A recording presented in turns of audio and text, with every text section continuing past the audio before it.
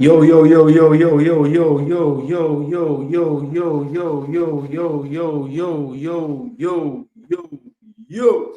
What's good? What is good? What is good? It's me, Jason Gooner. We are back in the studio. So that means it must be time for some reasoning. Yes, it's reasoning time, episode 25.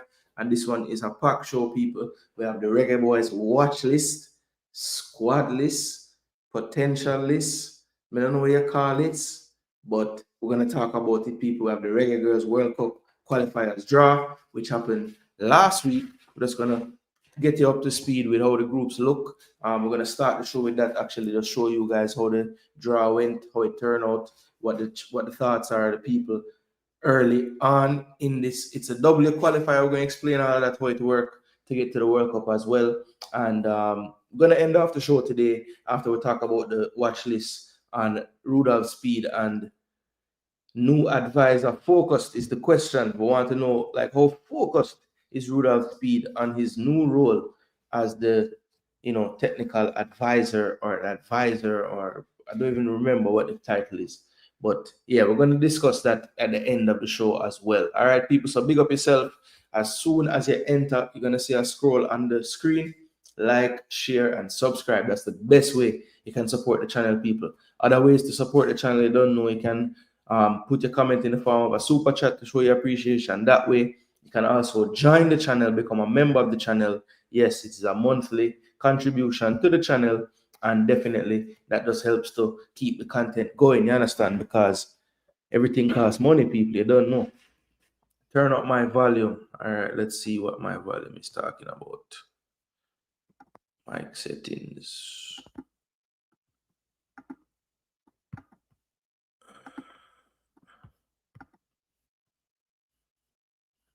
Oh, go on, so.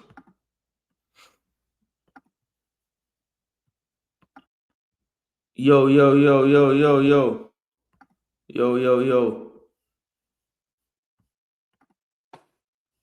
Let me know, Sylvester. Maybe it's your volume, you know.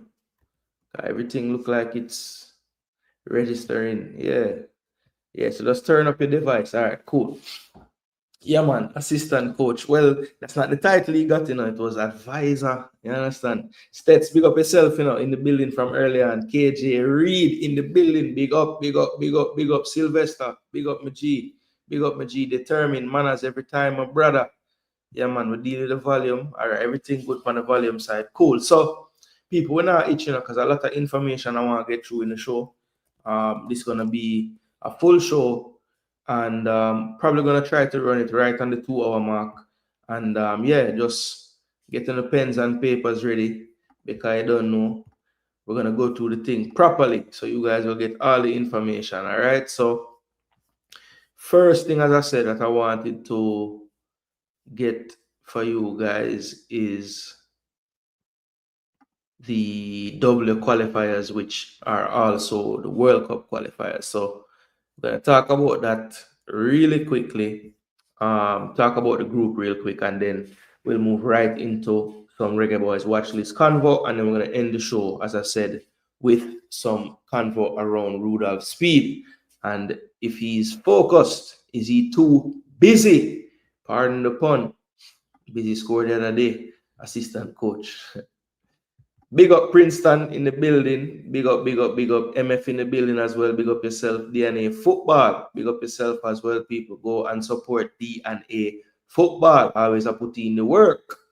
Yeah, man. We love that. We love that. All right, so people, you know, here's where you get the information. Checking in. Big up yourself. Know yourself. Richie in the building. Big up yourself, my bro. Yeah, man. Big up yourself, man.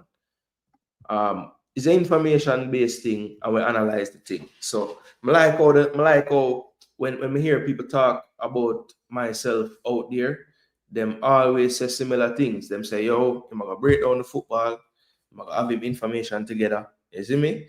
That's great. I like that. I get that kind of, I like that. I love that, because really that me depend. I love to talk about the game. Anybody will know me know say, you can ask me, yo, what do you think about the game? I'm going to give you a nice, proper answer about what I see. Because that's how I watch football. I've always been that way. But anyway, people, Concacaf W qualifiers, official draw and details. So this is back on the 14th, but this just basically break down how everything going to work, right? So Concacaf confirm key details, 29 member associations, bam, bam, bam, bam, bam. Centralized tournaments in the revamped Concacaf Women's National Team calendar announced in September. So they're going to announce the official thing in September, but they had the draw already. So this is how the rubric kind of works. There's a Concacaf W qualifiers, which Jamaica will be taking place in. Group winners, we have to try to win one of the groups plus the top two ranked, which is USA and Canada. Then they will go into the W championship. Now, once they get here, Jamaica will have to get to be one of the semi-finalists. And if they don't make it there, they have a chance to play in, right? And then, yeah, so that's the rubric right there, people. It's on concacaf.com. It's a printable, downloadable thing, so very easy to keep that information. November will be the first window, right? And then we have February, April. So that will be, Jamaica men's team have the September, October, November. But for the women, November, they'll have a window, then February, then April, right? So, and then once we get into November of 26, that will be the championship of CONCACAF, where we'll find out, whether they make it or they don't. And they have to make it there. They have to win their group, right? So, yeah, the draw details. Okay, so this shows you right here the preceded teams: Mexico, Jamaica, Costa Rica, Haiti, Panama, Trinidad and Tobago. So we knew from back then Jamaica was in Group B. So that means we are the fourth ranked team, basically in CONCACAF, with USA and Canada preceded and not having to go into the qualifying stage or the qualifiers. So yeah, the championship. All right, so let's move on now to the next article, which has the groups. All right, so here are the groups, people. So we told you about the preceded teams: Mexico, Jamaica, Costa Rica, Haiti, Panama, and Trinidad and Tobago. As you can see, Jamaica in Group B. So we got Guyana, Nicaragua, Dominica, Antigua, and Barbuda. So when you look at some of the games that Jamaica has been playing in terms of on the women's side, some of the competition we have been facing, getting, fours and threes and fives and getting some big scorelines against us, this W qualifiers, we're going to face a much different level of opposition. So let's see how this Jamaica team now can operate in some fixtures where they're definitely going to be the favorites in pretty much all the games they're going to play. Let's scroll down and just see a little further how it's going to work.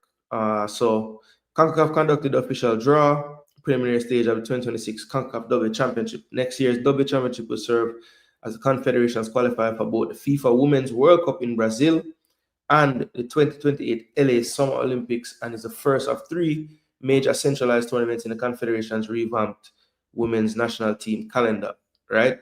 So that's what I just showed you. That whole, double qualifiers, moving into the double championship, moving into the World Cup, then moving into the Olympics. So all of this competition that they're going to play from November going right up to April for the qualifiers, and then next November when they play the actual double championship, all of that will serve as qualifiers basically for the Brazil World Cup, where CONCACAF has an option to get 6 teams in, and the Summer Olympics, where CONCACAF will have 2 teams, I believe. So let's read further. So that happened, made for TV event, and we did see that, 2 highest ranked nations get to go through. We saw this international match windows in November 2025 and February and April 2026. There are the groups again. Just a reminder: Jamaica, Guyana, Nicaragua, Dominica, Antigua, and Barbuda in our group. At the conclusion of the double qualifiers, the 6 group winners will join the US and Canada in the 8-team CONCACAF W Championship. All right. The match schedule for the W qualifiers will be announced at a later date. So they have not quite put out the dates yet, but we know the windows, we know the group, right? Now this is just some news on the championship itself. So remember, this won't be played until November 2026. after Jamaica would have played their 3 qualifying windows, and they have to top the group to get there. So the quarterfinals will play a single matchup, then it's a play-in, and a semifinals, third place, and final. And they have to do all of that because, you know, they're all serving as qualifiers for things. So you have to have a ranking from 1 right through to 6, 7 and 8 basically. So this is important. To determine the quarterfinal pairings and each team's path, Concacaf will rank teams 1 to 8 based on the FIFA Women's ranking. So that's important. Right now, we got that Group B placing. So that means we would have been ranked 4th. As of right now, if the rankings were to hold true, Costa Rica would be our direct opponent in that quarterfinal match. And once you make it to the semifinals, you pretty much made the World Cup. So, you know, it's going to be key that we keep that ranking where it is. We don't want to fall down to 6, 7, have to face a Canada or even a Mexico in that quarterfinal. So that's something to watch, people, as they go through these double qualifiers. How much can they really move facing the opponents that they're facing? They don't have many high-ranked opponents in their group. So what we have to look at is, do any of these teams have any teams that could potentially move them up higher? Haiti and Dam Rep, you know, potentially we have to look at where Dam Rep is ranked currently to see how much points they could gain. Because you just don't want Costa Rica and Haiti to pass us and have us having to play a tougher team. You know, we want to stay in the top half of that 8, if possible. Stay in that 3rd ranking, 4th ranking. Right now, Mexico has the 3rd. And we saw what that looked like when we played them the other day. So, you know, realistically, we just want to keep that 4th slot. We don't want to move below Costa Rica, below Haiti, which we know is possible. We're seeing both of them improving. And sometimes we can't really tell, is Jamaica getting worse, or is it that we're just playing the best damn teams in the world and we're not looking good? I would like to think it's a mixture, because I don't think we have really pushed on from where we were, you know, getting to the World Cup, you know, knockout phase, the last go around and losing to Colombia 1-0. I wouldn't say that this team has kicked on, you know, from that point. You know, I think we're still in this developmental, finding ourselves phase. And, you know, I just hope that playing these fixtures in some games where, like I said, we're going to be the favorite, we're going to have a lot of the football, should be able to attack and get numbers forward. You know, I think this coach has been trying to get a more progressive style in place, and he's been attempting to do it against teams that I don't know if we are quite ready to play like that against. So we haven't seen much pragmatism from this coach. You know, I think these games are games where he won't have to necessarily be pragmatic. So let's see if his style bears some fruit against these opponents. That's my take on it, people.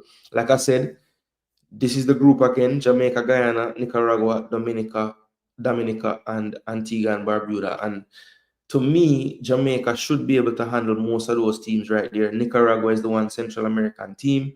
The rest from the Caribbean, you know, we should be able to, based on our player pool and things of that nature, we have a lot more experience than the teams we're going to face. So we should be able to lean on that. And like I said, this coach has been much more progressive thinking.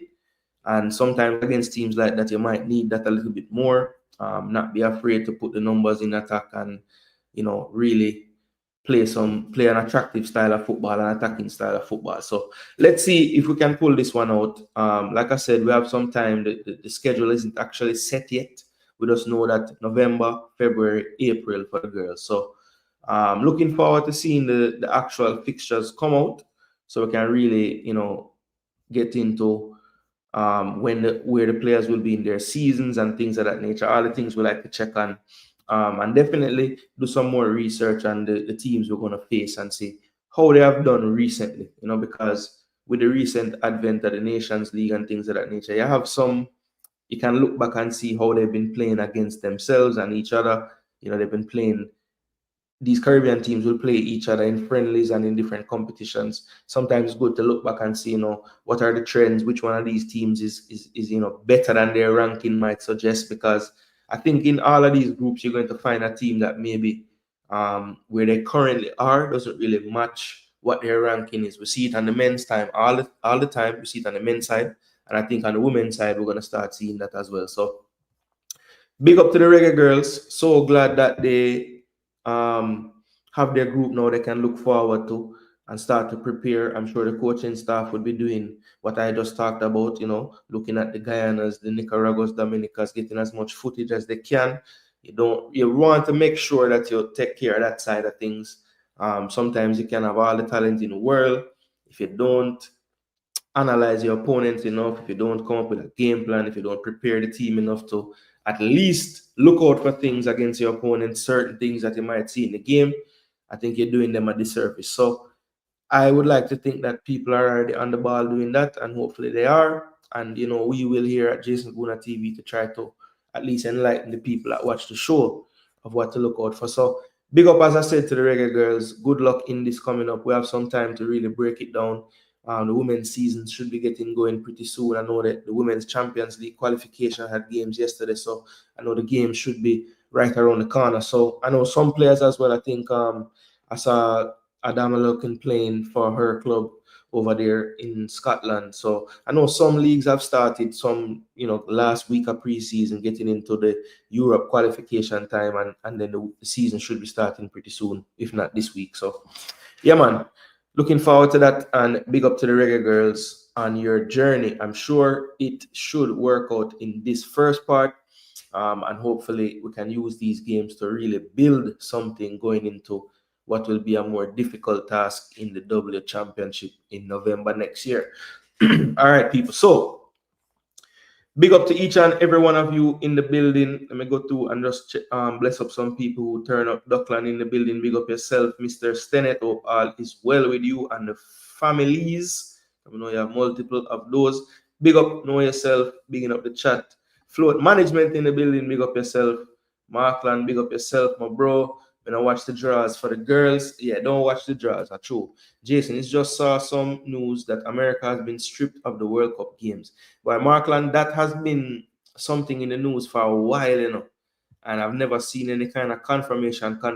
So let's see, Markland. Blessings, Father Bling. Hope all is well. Swamptivity, forward out of the swamp. Come bless you up. Big up yourself, my bro. No fish, no tuna. So it's it. Jeremy Lee in the building. Big up yourself. I don't think that we are ready at all, and our federation needs to take things serious. Yes, I think they need to take everything serious, more serious than they have. Jamaica Federation is not ready for the world stage. We have definitely gone backwards. Yeah, so Jeremy Lee said we have not moved in the right direction where the ladies are concerned, and I would have to agree with him there.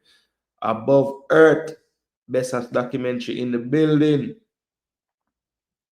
Eagle Republic, Wagwan, big up yourself, Big up Jason and everyone a soup. Why I'm not gonna say soup, I'm not gonna say soup, So determined say no confirmation yet, just talks. Yeah. So it's been a running thing that every couple of weeks you see it come back out again that them going to lose it, I think it's fake, needed news.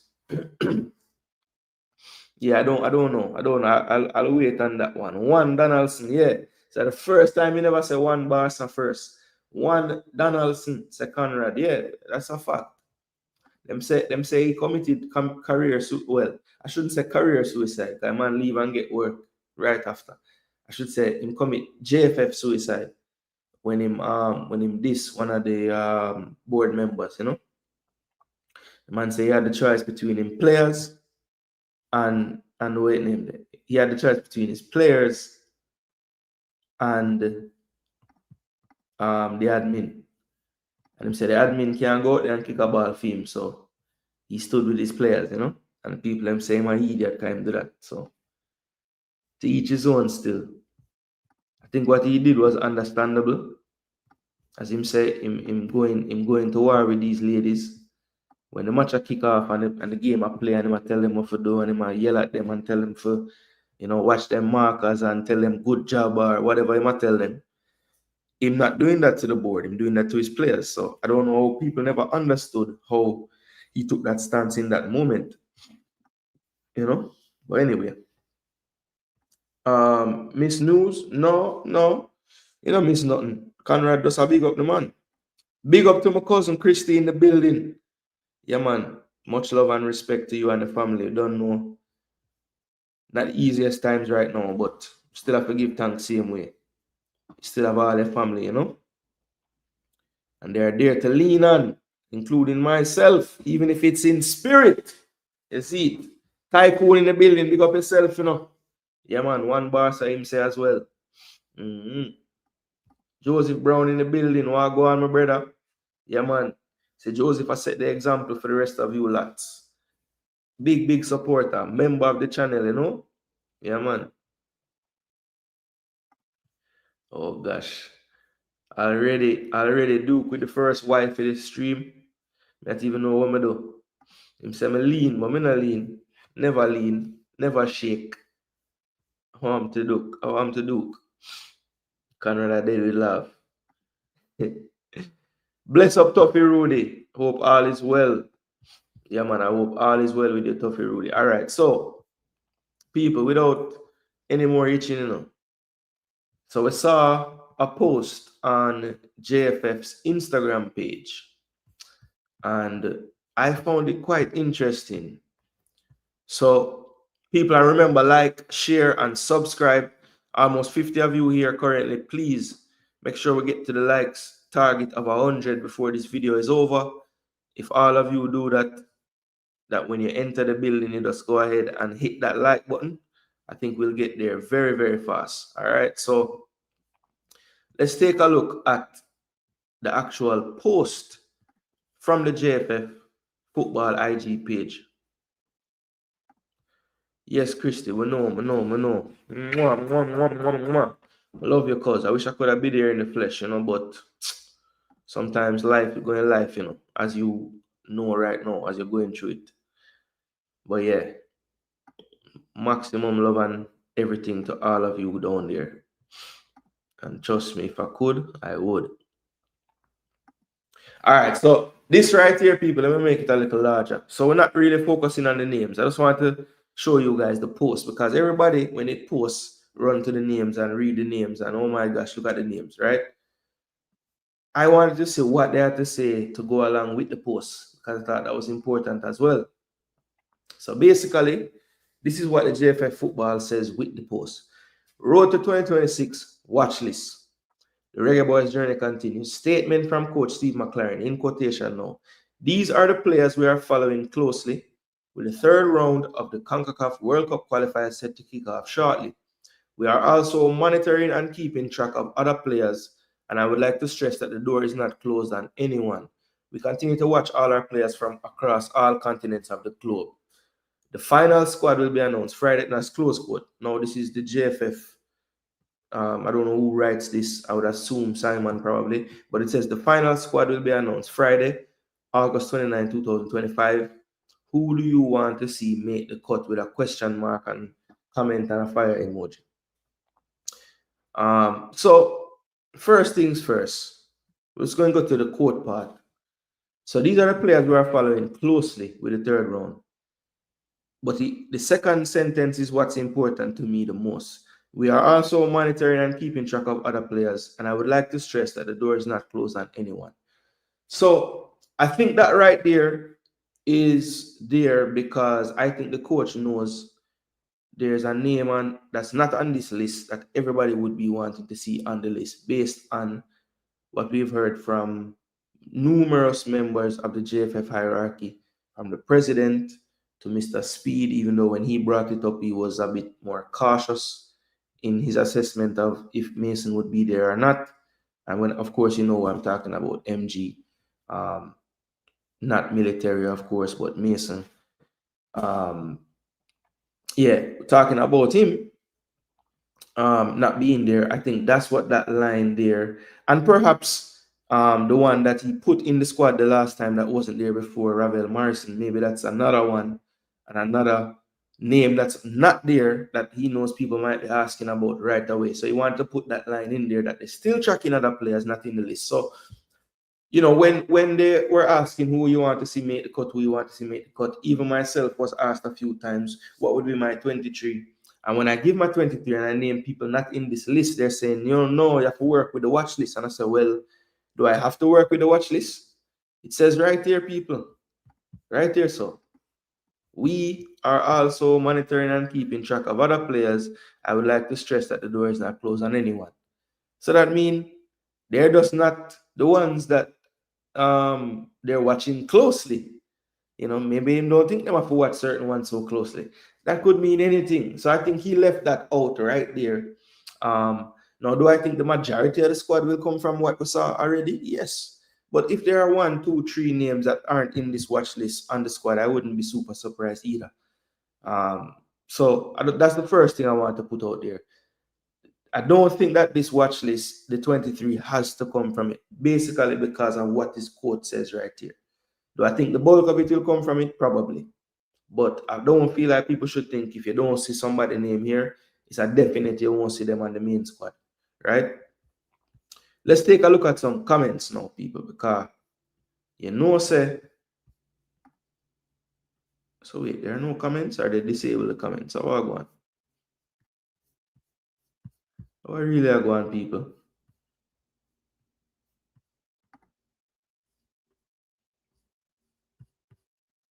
Okay. So Dre, any weather? Are you coming first, bro? Or just through me know you? Do you see what Corey Burke is doing in the same league as a couple of those forwards? I guess he must have retired. So Dre, but I come tell people in a public say you never ask for Corey Burke,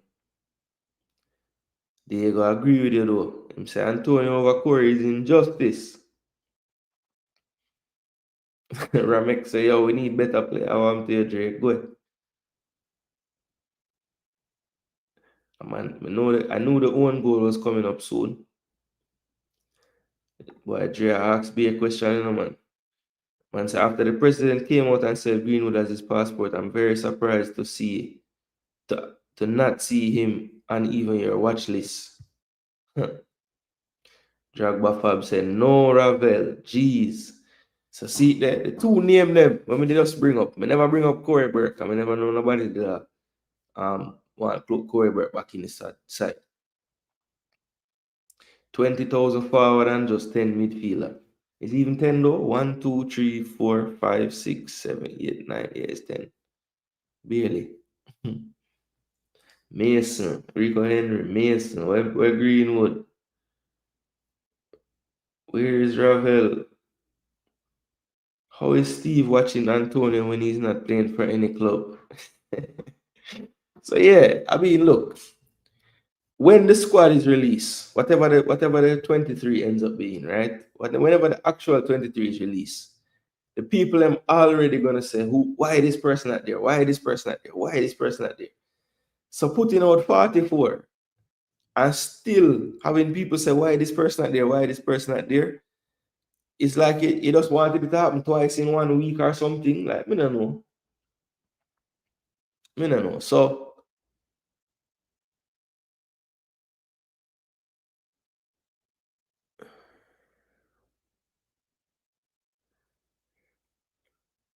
yeah, I think, wait, did they change it? Did they change this on the original watch list? Hold on there.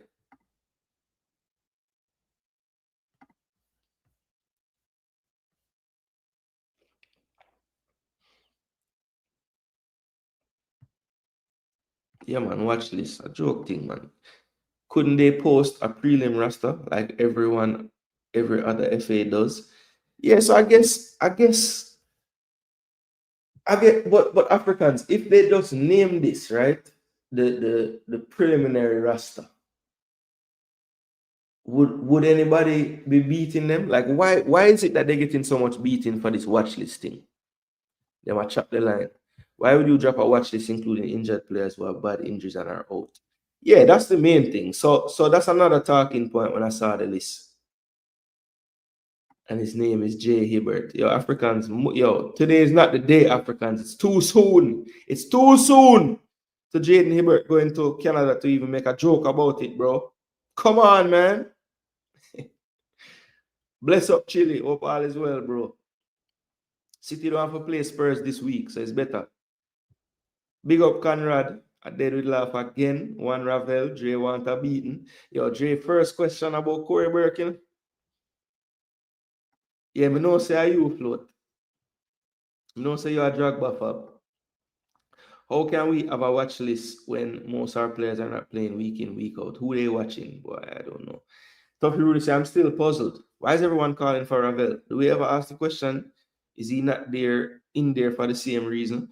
Yeah, I mean, Tuffy, look, I think people are still holding Ravel to a standard that I don't even know if him feel like him is still at, you know. I mean, yes, he did his thing. He did his thing really well. Hold on, the T-Got want to talk on the show, or him just a call me? You don't know. T-Got probably not even know I'm alive, bro.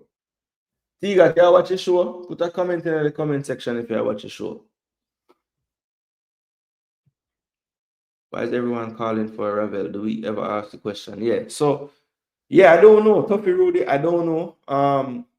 I mean, when he played in the Unity Cup in his spell on the field, he looked comfortable in the midfield and thing, but you know, him play at a slower pace, that is for sure. You can tell that him been playing in a league where you get a little more time on the ball and stuff, because not that he got caught on the ball or anything, but I think his intelligence still gave him the time to have the time on the ball. Can he drive forward like one time? That's the one question I would ask. But can he do a job in the midfield? Come on for a spell, close out the game. You know, Lambert come on for tackle man, and him come on for just seal up the possession. Could he do a job? I think so. Especially since we don't really have the midfielders like that, you know. Steve McLaren watching Antonio in the West Ham U21 most. At this point, it feels like they are trying to make content with just choice. Yeah, so, all right. So a couple comments that I want to kind of hone in on. The first one, I think, who made the comment? I think it was Chile. Say, how can we ever watch this when most of our players are not playing week in, week out? Who are they watching? And then somebody else mentioned how many of them injured. Yeah, know yourself. So let's take a look at it, right? On this list. So Andre Blake, we know, has a hamstring. Just happened in his most recent game, right? Said he's out a few weeks. Coach quoted as saying more than likely after the international break. So would Philadelphia Union release the player to come play when the coach came out on record saying that more than likely Blake wouldn't be available until after the international break? Now, could he have been saying that to mean we know he's going to Jamaica for the international break, so he'll be available after? That's the part where there's a little out. So I think he'll be named in the 23 and he will travel and they'll try to see if he can play. That's what I think will happen. But don't be surprised if Blake maybe can't go the first game or something like that. But I don't want to put that out there. Hopefully Blake is working working hard, so he can, be ready to play the both of the games. Jamali Waite, he's fit, he's playing. Shaquan Davis, another one that's on the list that is injured currently. We have seen Tafari Chambers and Kamar Foster splitting time with Mount Pleasant, so that's what's been going on with him, right? The fourth goalkeeper on there, Amal Knight, he's now with the Charlotte Independence in League One. And he basically has been the reserve goalkeeper since he got there in August. Early August he got there.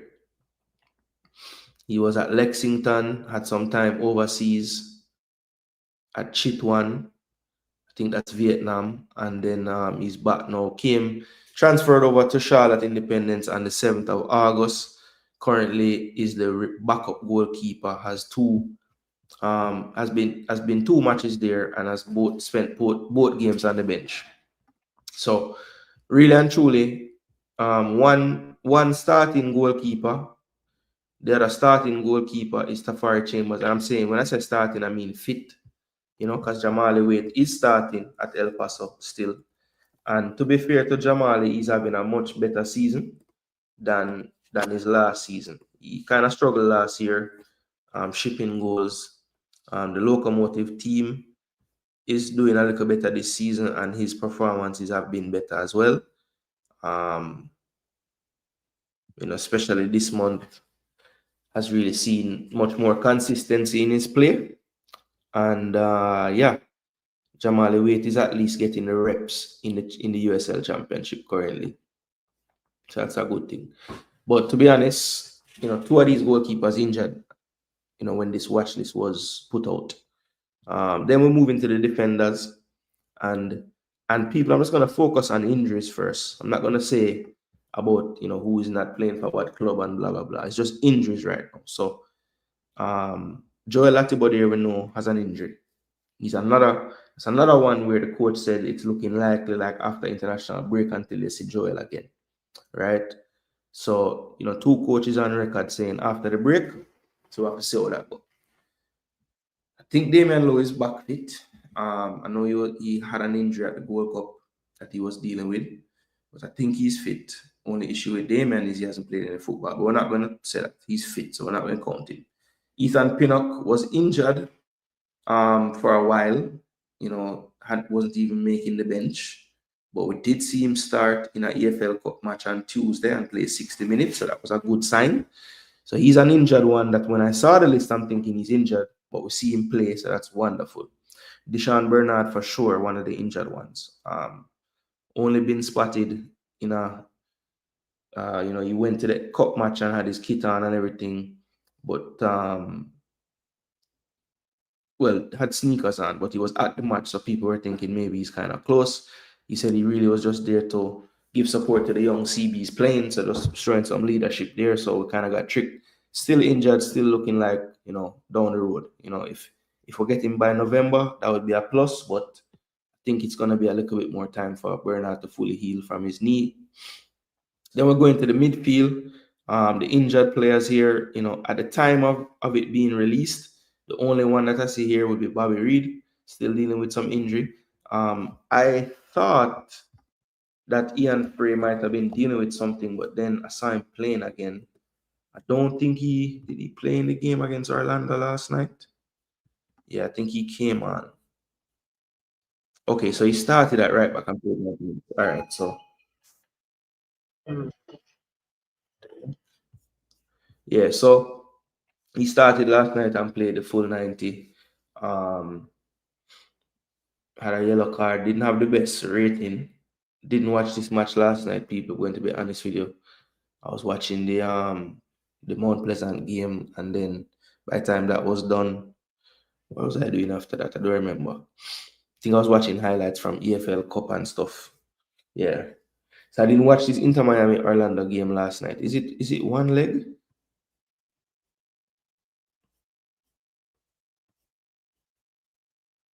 Okay, so it's one leg. So them going to the finals. Channel. So them a book. Seattle win. So John Bell, who didn't play last night, I don't think. Maybe he came on when the red card happened late. I'm never forward. So Bell was an unused sub. Yeah, sorry, tangent. But injured players. So in midfield, we know that Bobby Reed is injured. Last night, sadly, I saw Joshan Anglin have to be stretched off, look like his hamstring. So that's probably a couple of weeks for him. So that might rule him out of this window. Sad for him. You know what I'm saying? I wouldn't put him in my 23, but if the coach was planning to pick him, that's one less person him can pick there. Everybody else on this list, I think, is good to go in terms of injuries. So just Bobby Reed is a surprise to be there, and Joshan Anglin picked up an injury last night. Then we move to the forwards now. This is where you see injuries galore. Leon Bailey injured. Richard's not injured, but had a long-term injury. Warner Brown is fit. Mikel Antonio, fit, but long-term injury as well. Then we have, really, it's not that many injured then. So Bailey is really the only quote-unquote injured player right now. I think others, it's probably too soon for them to be playing this type of, to be putting them in this type of situation. I would think you'd want them to kick on with their clubs a little bit more. When you're talking about the likes of Dejan Richards, Mikel Antonio, who else on this list would I put in that boat? In a way, Ronaldo Cephas, because I don't think him really settled into life in Russia yet. Kaim Dixon is the favorite coach. I always pick him, but I would even maybe look past him in this window as well. With the move that he just made, just let him stay at Crawley. League 2 does not stop playing, so just let him play and keep playing.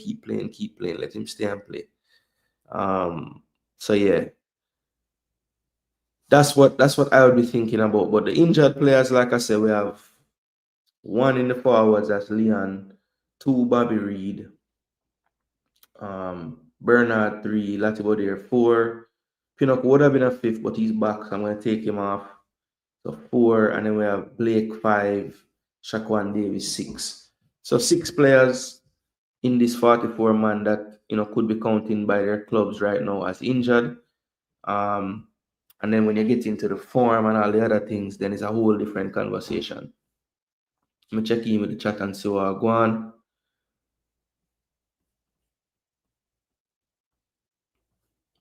Bless up Marlon, hope all is well. Watch them social media. Question mark. Who social media? You take one of our keepers, we have ambition. He have ambition. Does Dilo have a club? Boy, I get different reports, Tycoon, because when you go on the IG and you go to what them name SC Erbil, man, them have him post as a player, brother. Then me I get private conversation, not private conversation, but then me I get different. So them name Erbil, I don't even know how it's spelled. Damian Low. But him not post it though, I don't think. Yeah, him not post it.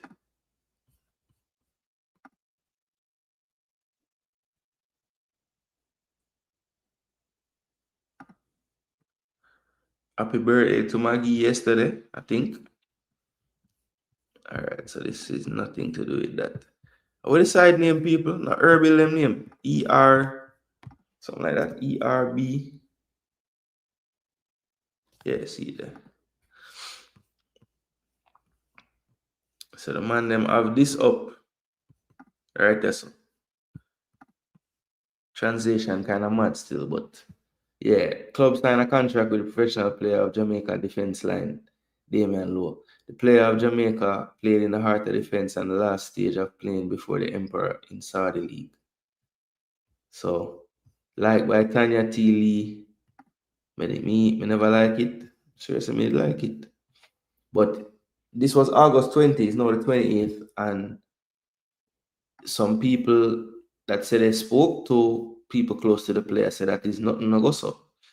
So I don't know. I mean, I don't know. Tanya Teely, I think, represents him in some way, like manages him, helps him with some, endorsement opportunities and whatnot. So the fact that she's liking it, I would think there's something to it. But as I said, I got news that the player don't know nothing about this. So I don't know, people. Bless up, boss. Oh, God. While there, in Gideon, sometimes they'll say, I run out and talk about the watch list for them put out. Davis isn't injured. Okay. So him just is the 3rd string keeper at Mount Pleasant now. Jaja. Big up Nitro. Hope you're good, my bro. Andre Blake needs to stay home. Yeah, he's not fit, man. All injured players need to stay with their clubs. Bernard expected back mid-October. Yeah, that's what I'm saying. Hopefully by November window we can maybe get him back, For the midfield, Jason, if I'm here the coach, my midfield will have to start Tyrese Hall and Isaac Hayden and John Russell. Wow. So you play Tyrese Hall in the 10, and you play Russell in the 8, or you play Russell in the 10 and Tyrese in the 8. Let me know yourself. Late to the party, no alert. Jano, I had one, say, I share it out, everything but my WhatsApp friend them to write it, and this some usually send it to you, So my bad, I had one. Glad to see it. I spoke about the girls first, just the draw and everything. Never really go into so much detail because Concacaf don't give us so much detail yet. So just wanted to show the group and kind of show the process of how they could get to the World Cup and what it entail and everything. But can just pull back the video when it's done and watch the part there. Really, which one of those players better than Ravel in midfield? Boy, Conrad. But that's it right now, Players are better than Ravel in the midfield. All right. Let me see. Players are better than Ravel in the midfield right now. Isaac Hayden better than him right now. I swear. Casey Palmer better than him right now in the 10. John Russell, different from him, but him better than him just to see him in the 10 or further forward. I don't think Karai Anderson better than him right now, if I'm being honest. Because Karai going to give you more energy, that's for sure. But and maybe Karai is better for what we need. Cause might need the energy more. But yeah, I would pick Ravel over him, to be honest. But then again, like Ravel now play, like it's I guess we just think Ravel can just sit down and just do running on the road and go play some little practice games here and there and be ready to play better than a player that's actually playing, week in, week out, or training in a much more professional setup. And not that we're using professional, but like you can see it's like a lot of players that played in the leagues that Kara is playing in now for years, and now they're kind of just want somewhere to keep playing their football. So it's not really, the level is lower, people. We can't lie. Like, come on. Ian Frey. I would say Ian Frey better than Ravel right now. Yeah. Bobby Reed injured. Tyrese Hall. I wouldn't say him better than him right now. I wouldn't say Ravel. I would say Ravel better than him right now. I would say Ravel, where Janiro Johnson going to play him, not better than him because he ain't better than him as a 6. And Kevin Lambert going to play 6 as well, him not better than him there. So these 10 midfielders, Ravel better than Karai Anderson, Tyrese Hall, and that's it. All the other players, they would have played somewhere else. And yeah, he might have better than Bobby Reed right now because Bobby Reed injured. So yeah, can count him over Bobby Reed too. So 3 out of the 7. In my eyes, in my humble opinion.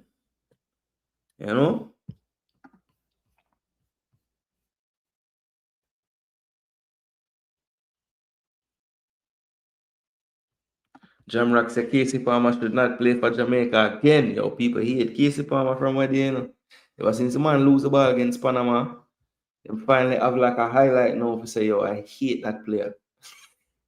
So it's over. Casey, you have to, I don't know what you have to do, brother. You have to go score like a hat trick in a one game or something. Or maybe like score a worldly like Bobby Reed did score the time. Because that changed Bobby Reed for enough people. People used to hate Bobby Reed too. Oh, him a play them big league and him not have nothing for it. And then when him scored a goal in the Aztec, my seat start change. Can I tell you, when he missed the goal in the stadium against USA, Bobby Reed, brother, him the worst player. Bench him, play anybody else. When whisper forward, bench Bobby Reed, play whisper over there. And forget apart there. And Bobby kind of build back himself to be a favorite again now. Everybody said them rate Bobby. So maybe Palmer can change your mind. But boy, I have to do it fast, because Jamrock, you're not the only one saying these things. Trust me, a lot of people say Casey Palmer nothing forward. Again. Ravel in a wheelchair better than all of those in midfield. Yeah, Nitro, I'm beginning to see that a lot of you really think that, you know. I'm not going to lie to you and say that I think that too. Because I don't. You know? The one on a ball for Ravel. Daniel Johnson is the one who supposed to cuss about and I start petition about. Because there's no football reason where you can give me that Daniel Johnson not in this 10 or in the 6 where you go pick when the squad pick it soon. It can't be football. It must be something else. Must be. Bobby not play. I hope we fix our midfield before we meet Tahit Chang and Curacao. Yeah, we have this window, and then yeah, Bobby is injured, definitely, to my knowledge. He's not captain, so he has a big opportunity because GK3 is open, let alone GK2 and 1 are potentially open. No, say you don't believe in Crepo or Dane. My gosh, what a wicked youth. All of a sudden now when a Jamaican forward, you hate your goalies and you want him to start. You see? Why Daniel Johnson, Ravel Morrison, and Cover not in the pool? All right, so I agree with the DJ one, and I think Brandon Cover is a right back. Every damn coach we play the man, play him a right back. The only coach I see put him in a midfield is whoever I see I play the CAC games. Who was the coach there? Downswell? Was Downswell the coach there? Because that's a lone right back the man play. So if you want him play as a right back, then fine. But me not pick him for going on the midfield. Sorry. Him look good in the CAC games, yes. But as a professional, in development is all right back. Every team in play for right back, right back, right back, right back. You go back at U21 and I put him in a midfield, a right back, then put him. So me, I pick him as a right back. Yes, Flat is playing first team football, which is a plus. Man had some bad injuries, man. Mess up him career star. Yo. Big up to you, BM. Watching the watch list. Yeah, that's all we can do is watch it. Ian is a good selection for right back and possibly CDM backup. Agreed, Dean Live. I hope the coach is watching DJ. Needs to. He's blind. You don't think the JFF mess up? All right, so I hear people talking about Hibbert and the whole situation. So I could go back and look and see how it go for Jayden Hibbert. So Jayden Hibbert still listed as a Jamaican everywhere. They need to update that, right? All right, so, well, not officially, but it look like that's what's going to happen. This is all this year. Last year, July. So they don't have the times when him.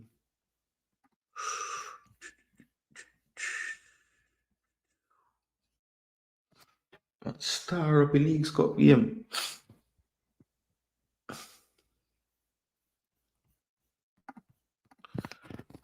Hold on, I forgot to the official. Like up the video, people. Almost 100 of you here. We should be to the likes target of 100 by now.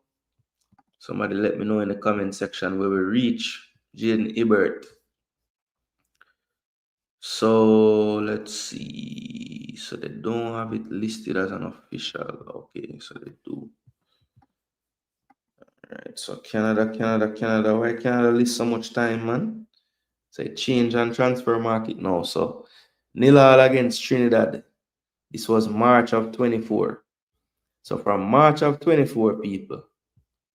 Remember, March of 24, man get 28 minutes against Trinidad.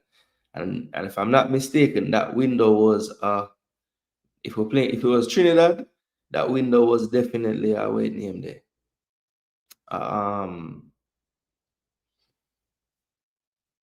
That window was just a local window when we played Trinidad in that time. So he came in to that window, and since then we have played quite a few games. Because that would happen when March of 24. So if that's the case,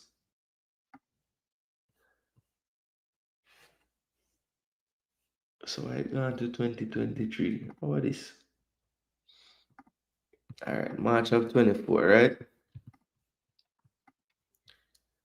That's when we called him. So right after that, what did we do? We had a game.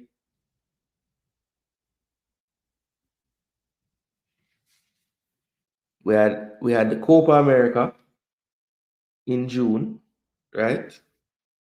Didn't bother to look his way there to get him, to our international tournament. When you look at this squad, I think we took Wait.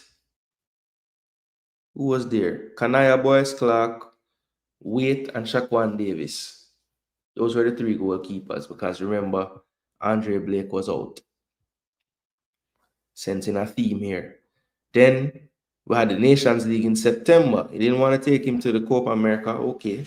This would have been when Coach McLaren started, right? So this is his first time back with the team. So the three goalkeepers in this Cuba window was the same. Well, not the same. Shaquan wasn't there. It was Blake, Kanaya, and Jamali Wade. So it looked like Kanaya was the one that kind of grooming as that young overseas developed talent. Because, basically that's kind of what it was, right? Then we moved into the October window in 2024, and the three goalkeepers were again Blake, Davis, and Wade. So those two Nations League windows, it was Blake. Kanaya didn't come back in October. It was Shaquan Davis back and Wade. Then we moved to the Nations League semi-finals, right? And of course, no, that would have been before that. Sorry. Nations League, Copa America Nations League. Yeah, so that was the end of the year. Then we move into, oh yeah, we did have some World Cup qualifying games as well. If you remember that window, we were kind of scrambling trying to figure out what we're going to do. We played Damrep and Dominica. Maybe that would have been another time where you say, okay, it's an actual fixture. We have home to Damrep, we play away to Dominica. Maybe you get him a cap there. Who knows? But again, it was Wade, Davis, and Boyce Clark this time. Blake was still out. And this was the summer right before the Copa America, right? So no Hibbert since that Trinidad camp. And that's on the coach at the time. That's Hal Grimson. Maybe he didn't want him. Maybe if he, again, I would like to think if you keep including him, what we have heard is that, and this is not anything that I've heard like publicly, or these are just people talking. That yeah, the player did wish to have some type of guarantee that he would play. It will be very interesting to see if anybody can hear the player side. If he ever does speak on the matter and why he decided to go with Canada and blah blah blah. Whoever he's speaking to, if it's in like an interview type of setup, hopefully they would ask him like, what were some of the things that made a decision for you? Was it a lack of opportunities? Was it that you're thinking that you are ready when you're not getting a chance? Was it that you were promised things that didn't happen? Like, what was it really? Obviously at face value, Canada has a much more professional setup, more than likely, more resources at their disposal. We know they have their own money issues as well from time to time, but I would like to think that even with those, they're operating at a higher technical level. For instance, I don't think that the Jesse Marsh would come out and say, other teams can communicate with tablets. We don't have any. I don't think Canada is to that level. So when you look at all those things, yeah, it's a decision that players would probably make if they're thinking of their careers, if they're thinking of longevity, injury prevention, just overall everything that comes with playing as an international. Then I think it's very difficult for anyone to choose Jamaica over a country like Canada. Now I know we as Jamaicans will say, boy, if anybody has the opportunity to represent Jamaica, I'm taking it. I'm taking it. But we have had this conversation many times. All of us love Jamaica, right? But the thing is, if an opportunity comes overseas for us, a lot of us leave and go and take that opportunity. Now, some of us do stay, and some of us still, you know, have a lot of success even in Jamaica. It's not impossible. Um, but we have to be honest. And if we are going to set ourselves up for what is best for ourselves and our family at all times. So, until Jamaica can start to, obviously we'll never be able to out resource these places. But I do think that we can just do a better job with the things that we can control, like much better communication. It doesn't cost anything to be on one line of thought process or one line of communication. That's not something that you have to spend money to achieve, right? So I shouldn't hear the president come out and say, oh, we're getting 4 players, and then hear the coach come to the press conference and say, oh, it was always going to be 2 players, or whatever the case is, right? And that happens too often. So all these little things, I think, must play into these players' minds, because they have to factor in everything. So I do feel like the player must take some accountability as well, because surely any player that comes here in Jamaica knows, especially if the alternative is in America or Canada or England or wherever. Surely they know that Jamaica won't be the same resource-wise. I mean, they must know that going into it. But like I said, the things that they can control, the communication, just how they deal with players in terms of in their interactions. I think they can improve those things, and I think that's just based on the knowledge I have of speaking to players about situations, the knowledge I have of being a player in a situation trying to make a team. I know it's different when it's a youth team, but I would like to think that the administrators and the way they act and speak, it's not going to change that much from player to player, right? So yeah, I think and some of the people that I'm referring to are still there to this day. So I know not much has changed. I don't think the coaching staff know about the Lana splatter if they care. G's and P's.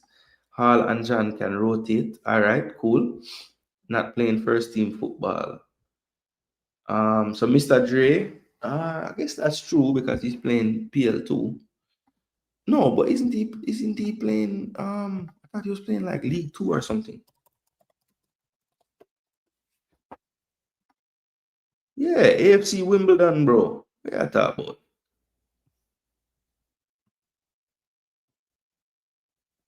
So I just one cup game in play.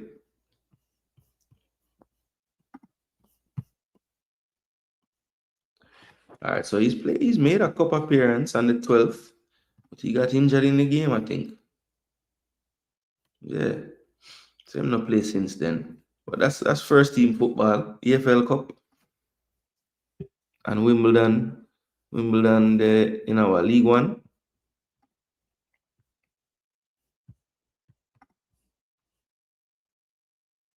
Yeah, Wimbledon in League One. So yeah. Man, I play first team football, brother. Well, he played a first team football game. Only news I know is that there's still no news on our passport. That's all I know. I think him is one of the man them with passport in the lock and key drawer. But them flinging paperwork in there and put it way down on one part below everything else. The transfer market site had Damian Lowe in Iraq last week. This week they are showing him as without a club. Same thing. Because yeah, as I said, the player himself said nothing no go so. But the club put it out like him did it. Who can carry the ball better than Ravel? Nobody. Brother, even the highlights where you see Ravel a play in the league where him a play, a bare long shot him a take. Him not dribble past people and run past people, brother. Stop your foolishness.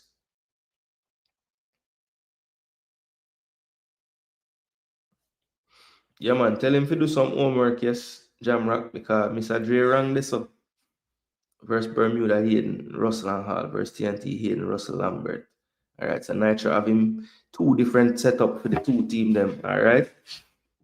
So Hayden and Russell in both of them, but him switch out the 3rd player based on the opponent. All right.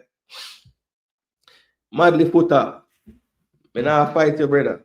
Me not fight you. You're one of them the way. you can't get past, you know. One Russell in Russell we trust. No Casey Palmer. Yeah, me know, man. Now when we hear yesterday lazy Palmer, I basically monitor these players and Splat only play the AFL Cup game. Yes, that's true. So the first team that Ian Frey naturally a right back. Not really naturally, you know. He played central midfield all through youth and kind of moved to centre back and then start play some right back now, you know. But he's not. I wouldn't call him a right back naturally. I think it's very unnatural for him actually. And when he play pacey wingers, him always have a problem. Probably why him get a yellow card last night. I never even watch a game, but I can bet you him get beat for pace and have to pull back somebody. I disagree. Casey Palmer is crap. Fair enough. Yo, people are gonna have them opinion, you know. I mean, I'm not saying he couldn't play right back, you know, but I wouldn't say that's his natural position. So who must do research for the player natural position? Me? Brother, the man most natural position is CB. See? He can also play defensive midfield and right back. But his most natural position is centre back.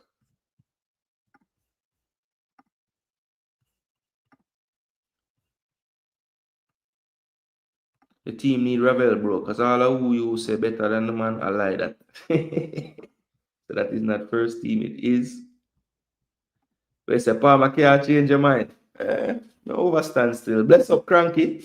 Hope all is well. People wanna check Cranky out as well. If you haven't already, subscribe over there. Caught up 2 device hack. I had one. You have to use your brain on people sometime, you know. Casey can't pass our control many times. G's and P's. I wouldn't say it's pass our control, brother. I just think him need way better awareness when him play deeper in the field. Because enough time you see him, like I think when the ball is in front of him and him have it to win, him actually go into the duels and challenge, you know. But you see if him have people off him shoulder, him never really, he's not aware enough on defensive duty, you know. I'm just not aware enough. But you're playing more forward. Against Cuba, he played 10, he played good. Against Panama in the Nations League, he played 10, he played good. When he played double 8 with whoever playing there with him, it's never good. You know, rare. I mean, I think he had 2 good games deeper. The first game he played against Honduras and the game against Haiti as well, where he was actually playing that deeper role. But since then, it's never been good when he played deeper in the midfield. John's over Casey. Oh my gosh, you see? From me see you gone to Manning Cup baller, you know say you just cheap, brother. Wait till Premier League start. Wait till JPL start good. Like by October, you same one will come tell me how much JPL midfield and if you did it. So he played 1 game, which is a cup game out of about 4 league game. But brother, you talk about that. The man literally just joined the club, you know, when him joined. Actually, okay, so he did play some preseason game. So yeah. So a whole heap of league game play and a 1 game him get for real. So that is true. But yeah. Big up David J. Yeah man, all is well, man. Just there talk to some people in the chat, you know. We have some strong opinions on the players, them David J. And he born on the Rock Johnson. Yes, he is. I would pick that Racing United midfield. Ellis over Palmer. He would do a much better job. Ah, boy. We had this convo. You know, I disagree with this take, but hey, it is what it is. We can't agree on everything. So life go. Mr. Speed and JFF don't want no real dread in the team. Bless up, namesake. People never joke. Dane still has potential, but his floor is higher than Crepo. Canada needs to figure out goalkeeper 2 and 3, either until the Goodman situation gets resolved or one of Hibbert or McGill takes it. Well, McGill is now third string at Brighton, so that's tough. I think he needed to get a loan somewhere so he could play, so he could really show that he needs to be one of the keepers. From him forward in the team, you saw he was ahead of Romed Shaq and the next one. Yeah. Yeah, man, Jayden Hibbert, Hibbert doesn't fit to eat a food profile. Cheese and peas. Yeah, yeah. I guess he couldn't be the one as the extra keeper all the time, getting those looks, and can't say he was a part of the squad to the Gold Cup in his write-up when he gets signed to the Serbian second division. Hibbert can play for Canada in this window and still switch back to us if he feels like, right? Though unlikely.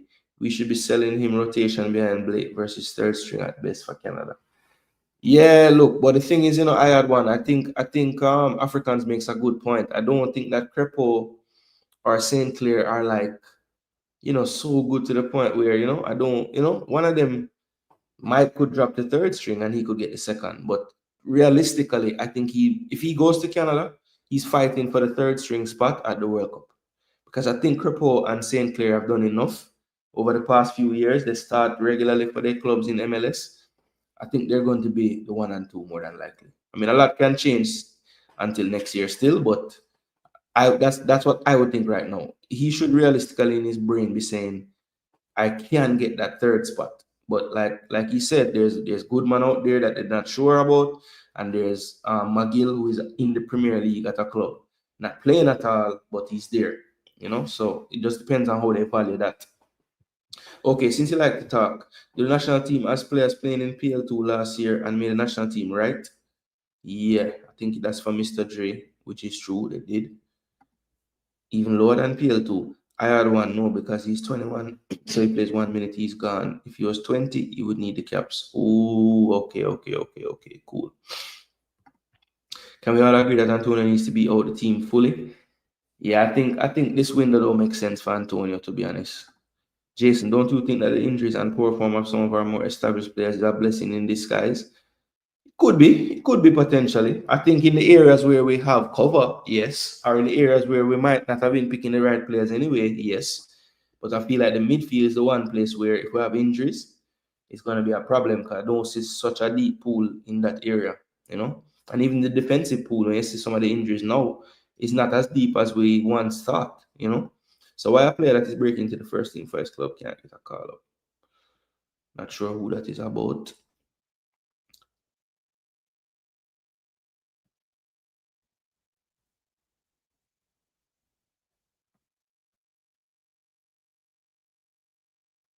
Canada is not all that. No, they're not. But I feel like them thing set up a little bit as just the same. We never do our homework on players. We're lazy. They chop the line. If they put Case Palmer in the national team, we're not going anywhere. I don't believe in that player. Should not be in the national team. Pick any JPL midfield and they will do a way better job. Jamrock, I disagree. Hibbert, potential boys are more likely to play for their birth country. That's for his last resort. Meanwhile, potential girls are more likely to just play because of family ties. Yeah, so the boy them don't love them family as much, I guess. Hibbert's get to go straight to the World Cup. That's a big deal, and he was not fully capped at Jamaica. It's not big enough of a deal. That is a big deal. From the outside, I think it is encouraging that we hear Marseille JFF officials were in contact with the player. It at least gives full knowledge that they were actively recruiting or trying to. Yeah, apparently they did want him to come back a few times, but he wanted guarantees. That's why he never came. That's what people well, I shouldn't say people. That's what I heard on where did I hear that? I heard through the grapevine. Let's put it that way. That being said, even trying to get him for the Unity Cup could have helped. Yeah, I wonder if that was because that time was right around when he was actually getting his opportunities. It was right around the time when he was getting his opportunities with Atlanta because what's his name was out. Let me make sure that I'm not talking foolishness. That would have been June, right? Let's see. Yes, it was May. Okay, then he moved up in May 28th, May 31st. He moved up to MLS, sitting on the bench finally. And then right after the Unity Cup, July the 12th, that's when he started to play. Had that run of games.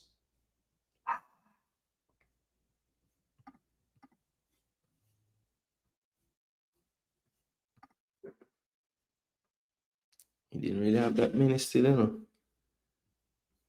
But yeah, Unity Cup maybe could have been a good plan. But why wouldn't he not say that and just tack him on in extra time? We don't know how to close. Exactly, Africans, but the JFF wanted to sell Shaq Davis. Sometimes it's not about resources, but how you treat a person. Agreed. And that's why I said we can't compete in that side. So let's compete on the things we can compete on. Some things don't cost money. How you treat people don't cost money. But again, the narrative is they did everything they could, and the player wanted things that we couldn't give him. So what's your rebuttal to that? Mine is, I don't know if that's true. So that's mine. Mine is, I'm just taking your word for it when I know your word hasn't been good all the time. I can't do that. Born in New Jersey. Yeah, his mom is from Mississauga. That's why he can play for Canada. If Lowe is without a club, then he should not be called up. All right, Randy M. I was under the assumption that Jamaica had a pool of players to represent the country, but I realized it's more like a puddle. Yeah, early beats. It's not as big. Well, the ones, all right, we have this humongous pool of like potentials, but people don't really want to use them so much, because of, and they'll point to this whole Jayden Hibbert situation and say, see why we shouldn't be going after players like that, because they're going to burn us in the end, But all of them can't burn you. I think too, McLaren holding Ravel to better standard. I understand Ravel back in England at Derby, he was really good. You could see he was the best. He shouldn't be at that level. Yeah, it would be nice if he could get a move back, but people them just burn him out, brother. Them not give him a chance. JFF run on feelings and emotions. That's sad. And that a hold back. Antonio should not be called up if he does not have a club either. I agree with that actually. I thought Frey was a natural CB. Yes, he is a natural CB. I don't know what people are talking about. What about Lloyd Kelly? Any info about him with birth papers? No. His talk has cooled big time. I think Lloyd Kelly, people then probably say, yo, are you over with it? And yeah. Name the left-footed centre back that's English right now. They were bringing Branthwaite as the next one. They were bringing Colville as the next one. Both of them look to have injuries. Well, Cole will have a long-term one, and Branthwaite, been out since the season start. So if I'm looking for a left-footed centre back option, I don't want them to, but Lloyd Kelly's right there for them. You have a club, it's West Ham U21. Jayden Anthony, I don't know why we're not talking about that guy. He's been one I haven't figured out why for a few years now. Because he's 2-footed, he can play both wings, very versatile.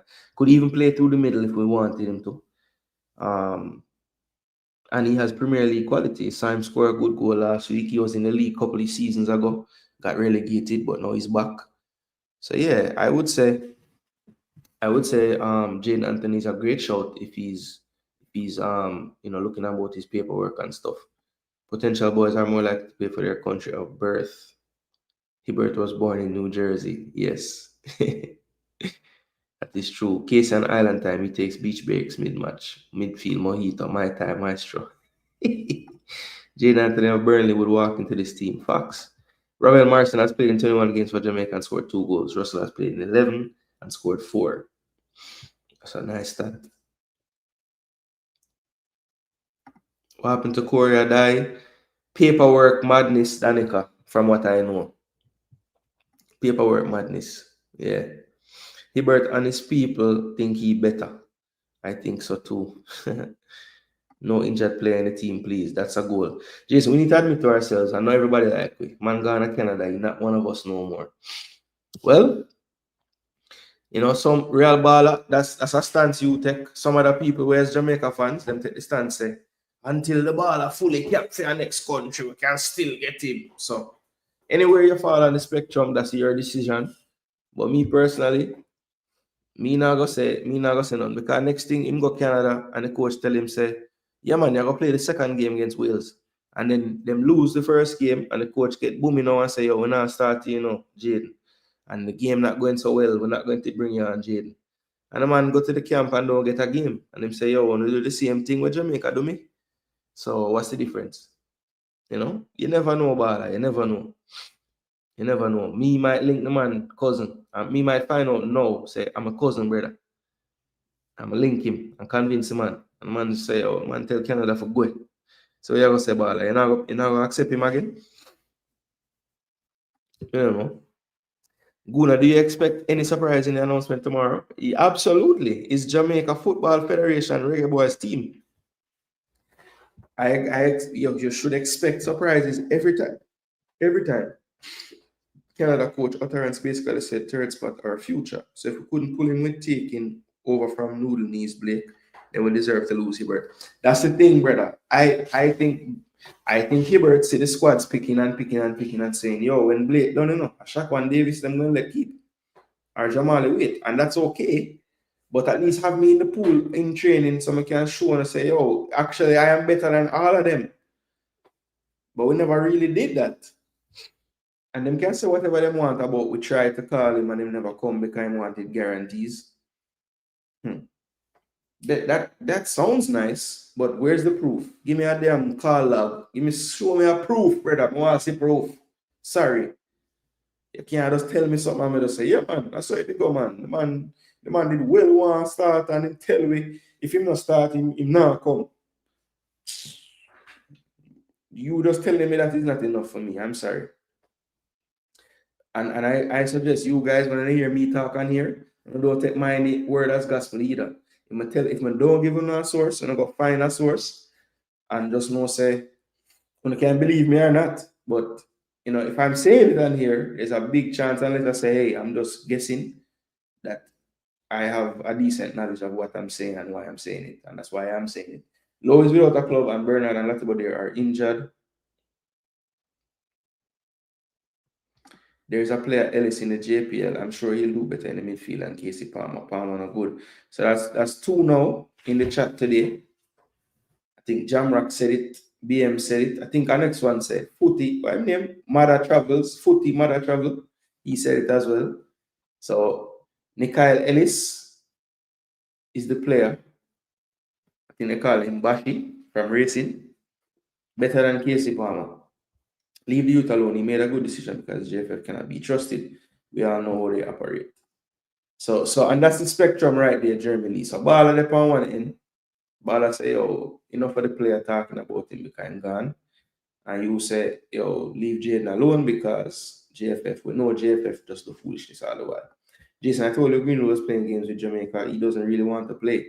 Yeah, BM, you've been saying that, you said that Hutchinson used Jamaica. Greenwood, I guess him using Jamaica too, I guess.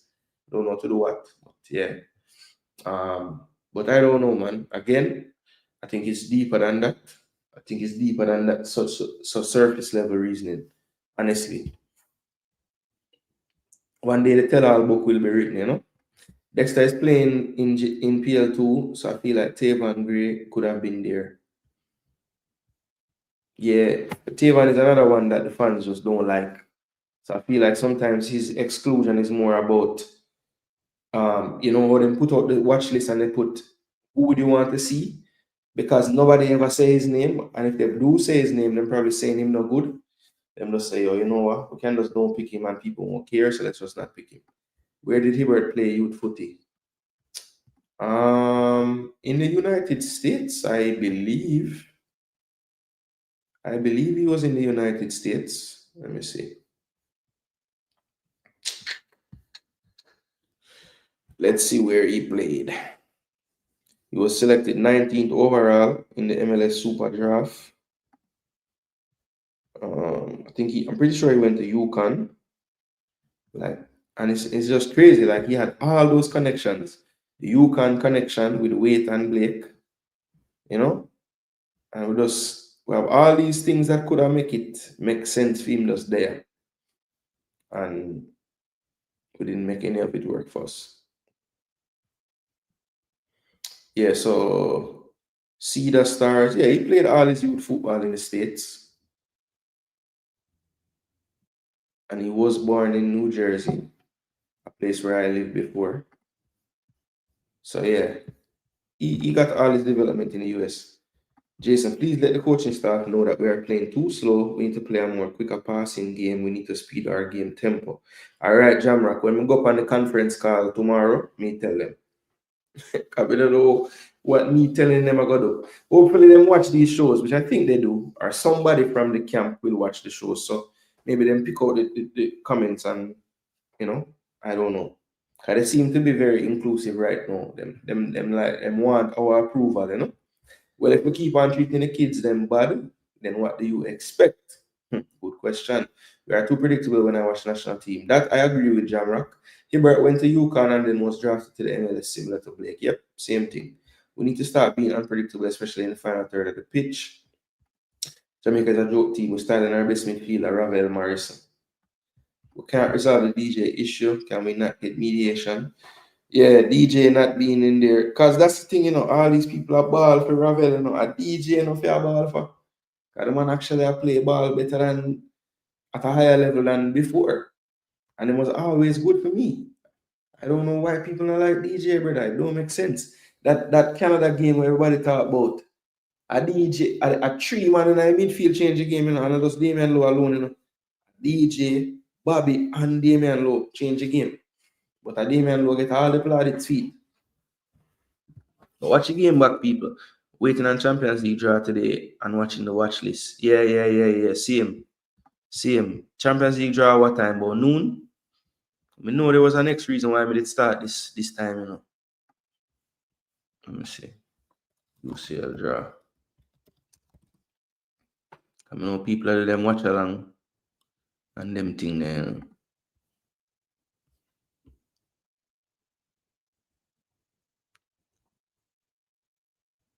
So wait, the draw go on now. Blood fire. Part 2. So Arsenal reaching a part 2 and we're there semi-final. To them bad mind people.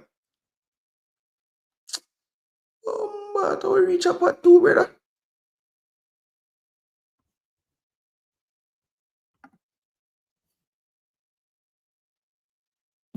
Seriously though. Alright, I'm not get sidetracked. Russell's stats look better when he plays. He doesn't play like a midfielder, but more of a striker. Ravel drops deeper to help transition from defense to attack, where we normally struggle. Okay. So Jay like when can connect the defensive third to the attacking third. All right. So Jay come with a football reason. You can't just bad me up and talk about me a madman because I think I play better than a player. Thank you, Jay. At least you have a take and you have a reason behind it and you put it in football terms. Thank you. Hibbert sounds similar to what happened to Sean Johnson. Not over till the fat lady sing, we have a chance until he's tired. But we don't deserve people who we mistreat. I personally think the coach and the JFF got something personal with Ravel Morrison. I think not just him. I think the other coaches around the world too. USA is raiding Haiti's women football team. They took 2 players, Strickle and Maya. It makes sense because the Haiti girl them are turn out to be Ballon d'Or candidates. So USA no must want them. No want them. Greenwood as the required documents and possible reason could he have for not turning up. Brother, I don't know, You'll have to ask him. I don't know what the possible reason is. But clearly the people, the man father I think is upset with something. So I don't know, brother. I think those questions are better directed to the JFF. Not me, because it's not me dealing with the situation. You'll stop the madness. Casey Palmer's on a higher level of coaching to play him in his right position. These fans don't know what them want. Yeah, Tycoon, it is what it is. Tavon is injured, really? Brother, not just yesterday, me see the man play, brother. Our weekend gone. The man start and play right back. So when the man get injured, man just play Cincinnati, then win 1-0 and get a 7.6 play, 90 minutes at right back. So when get injured in a training, Lord fire. The man play Saturday, Jeremy. I injured already.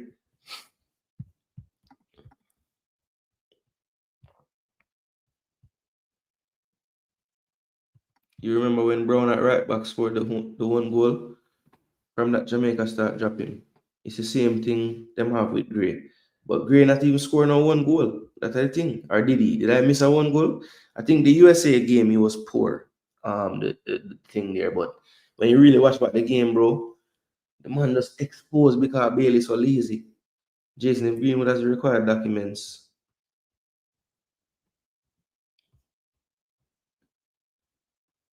No, all right, BM. The reason why I say surface level reasoning is because, okay, if I want to just look at it cut and dry like that and say, him having documents, but him not come play.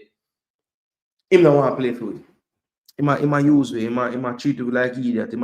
That surface level reasoning because there's layers to everything. So if you want to look at it that on that level, then yes, I can't dispute the fact that him having documents from multiple reports, right? Worldwide and JFF and newspaper and print and social everywhere. Him have documents. And it's come out from Speed first that we shouldn't get our hopes up so much. He might not be ready and stuff to play. So we kind of got the inkling then, because I listened well and I heard him say it. So I was already thinking, like I was telling, like, family would always bring up Mason and I'd say, I wouldn't get your hopes up, I don't think he's coming for this window. Now, the possible reason, that's where it gets deeper than the surface. Because you wouldn't know the possible reasoning just from hearing from me or, another vlogger or any newspaper or whatever. You'd literally have to hear it from the source them. Simon will only call on his friends. So unless you are one of them, then you can go. Oh, no, but I don't think the press conference is going to be where I can go. I would have to fly down and be in the room, no? I don't think it's Zoom. I think it's at the JFF place. I don't know if they've never done the Zoom stuff at the JFF place. So I don't know. Unless they're just going to be in a hotel or I don't know what they're doing. Simon and Mr. Speed watching and listen. Probably. If not Mr. Speed, then Simon side. Mr. Speed too busy, brother. And can't. Well, if he's watching this, then I know that him too busy. DJ make too many back passes and never break lines. What? Boy, played last week against Cincinnati. Him just don't lose the ball. And I guess sometimes he just would rather lose the ball and play a pass and say, good try, youth. And then we are defend again. But the man play the sideways. And then when he play the forward one, guess what? It's more effective and it actually worked. You can't just the man must cut out every diagonal because every time you get to play the same fucking pass. Sorry, my language star, but I hit tough more while, May I wait for Real Madrid UCL draw? It must be easy. Just want to see Cameron Archer in the number 9 for JA. That's a good look. Somebody's always watching, bro. If you listen to them, you will know. That is true. Them reference it a lot. What messed up DJ was a new coach at Stoke who started benching him.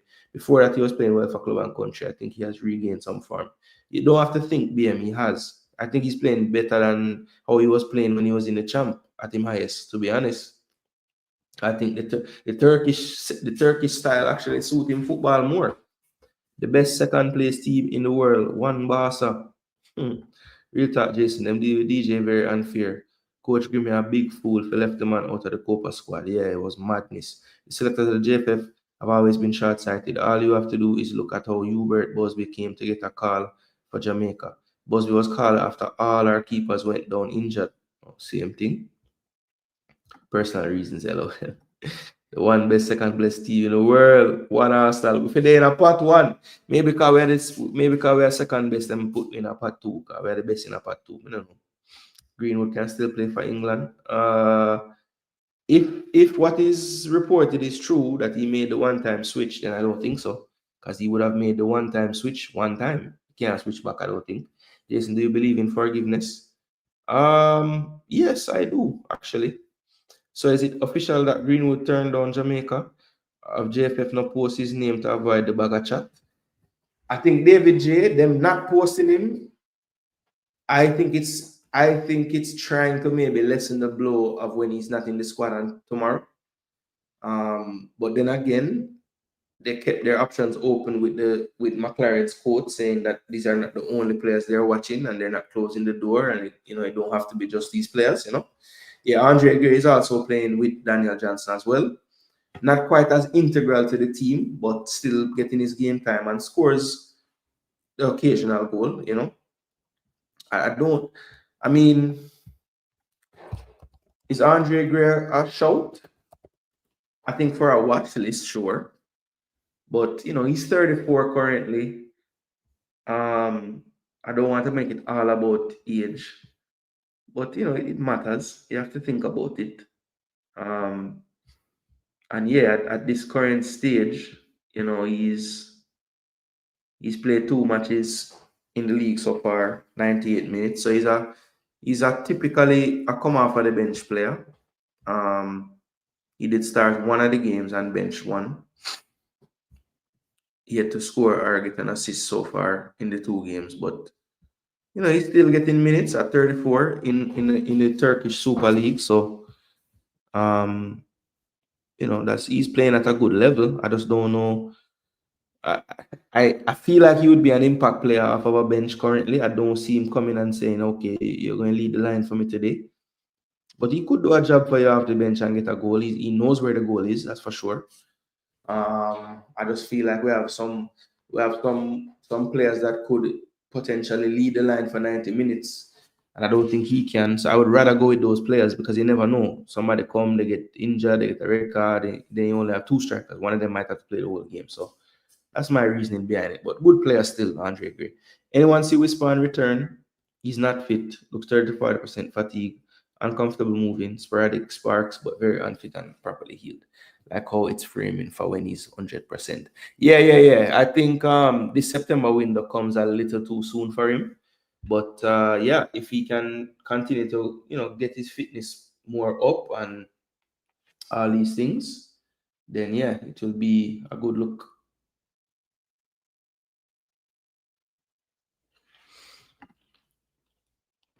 So Maverick voice, not even know him did say it there. I think one boss that they probably pull a muscle or building muscle by lifting so much throw. Curacao might add Chang, so Dexter be ready. Yeah, I think Chang is going to be added. Why Jamaica can't find a good midfielder and a good right back? Hard to find, like a good woman. Pick him over Antonio. He has a lot of experience and he scored more goals than Antonio. Yeah, I would just say go for different options altogether than both of them, to be honest. I think that type of profile we can probably get from Trevante right now, who I think, yes, him inexperienced at this level, but I think the experience him gain playing overseas more consistently now, I think it will hold him in good stead. And I would have I